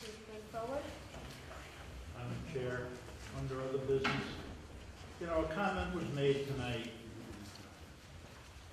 from a citizen, and I think was well spoken and should be well taken, about the face of the notice that goes out about our proceedings. And I would ask that the Rules Committee take up the issue of a more plain language, descriptive title for our resolutions, and certainly the first introductory paragraph or two. And let me take the opportunity to use the cell tower set of 4 resolutions, which read almost identically. But certainly in looking at the agenda, the word cell tower does not appear. All it says is that we're going to undertake the Monroe balancing test for a wireless communications facility. Now, I have a wireless communications facility in my office. It fits right under my desk.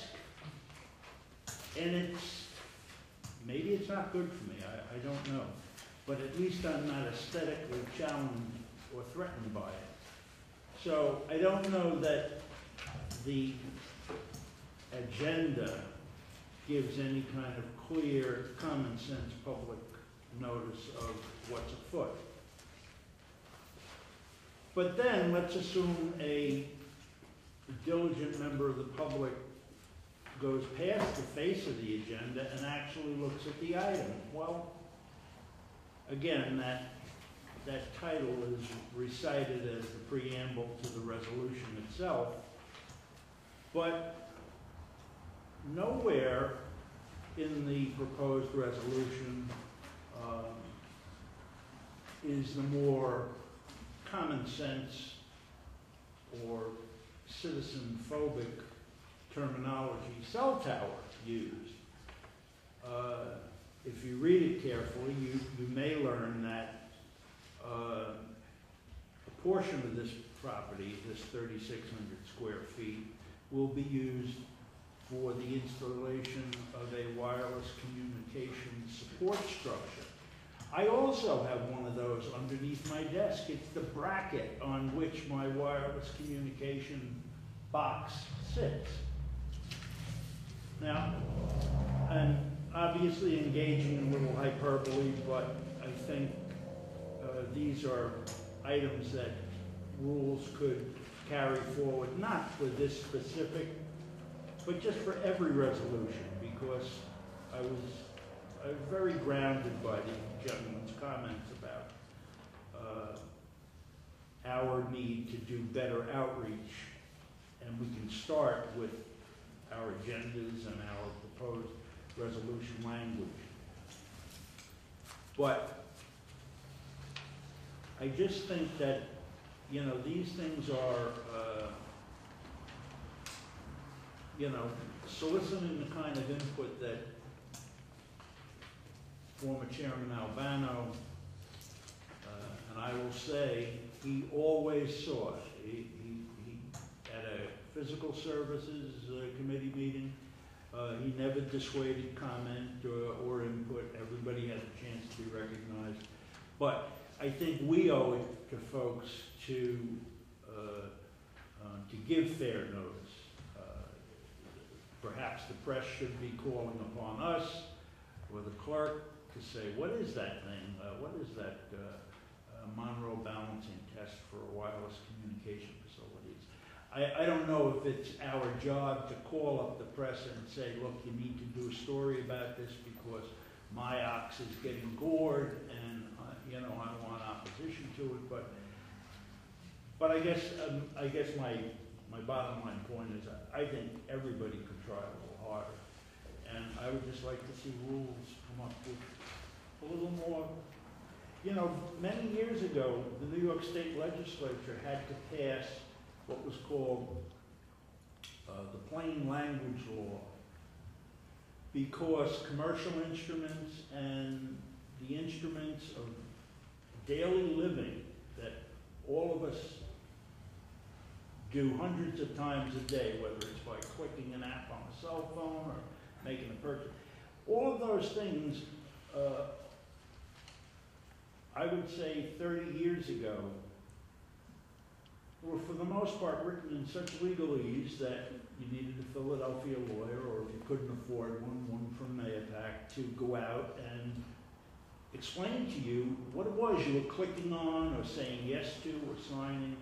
And the state legislature actually had to pass a statute that said any commercial documentation, contracts, homeowners agreements, you name it, had to be written in plain language. And I think we could use a little plain language on the Putnam legislature. So I'd ask who Thank you, I agree. take Your that point on. is well taken, as was those expressed by Mr. Brzezinski. He noted that, and the gentleman before him. It is something that I would be receptive to discussing in rules. I think we need to be more resident-friendly, constituent-friendly, and make every effort to do that. So perhaps tonight was a catalyst for change, where we reflect upon some of the procedures that we have in place and look to improve them. And I think, recognizing that we're always evolving and always changing and always learning is something that we should continuously do. I'd just like to say, I agree, that's a good idea, Kevin. I do want to point out, I'd like to see more input at the committee meetings, because at that point, you get the two-way conversation. When somebody asks a question, we could ask Commissioner Sutton, could you reply to that? You get a lot done then. It's the best place to do it. And I'm not going to sit by your desk anymore, I'll tell you that right now. Thank you. Okay, recognition of public. Is there any member of the public that wishes to speak? Anybody left?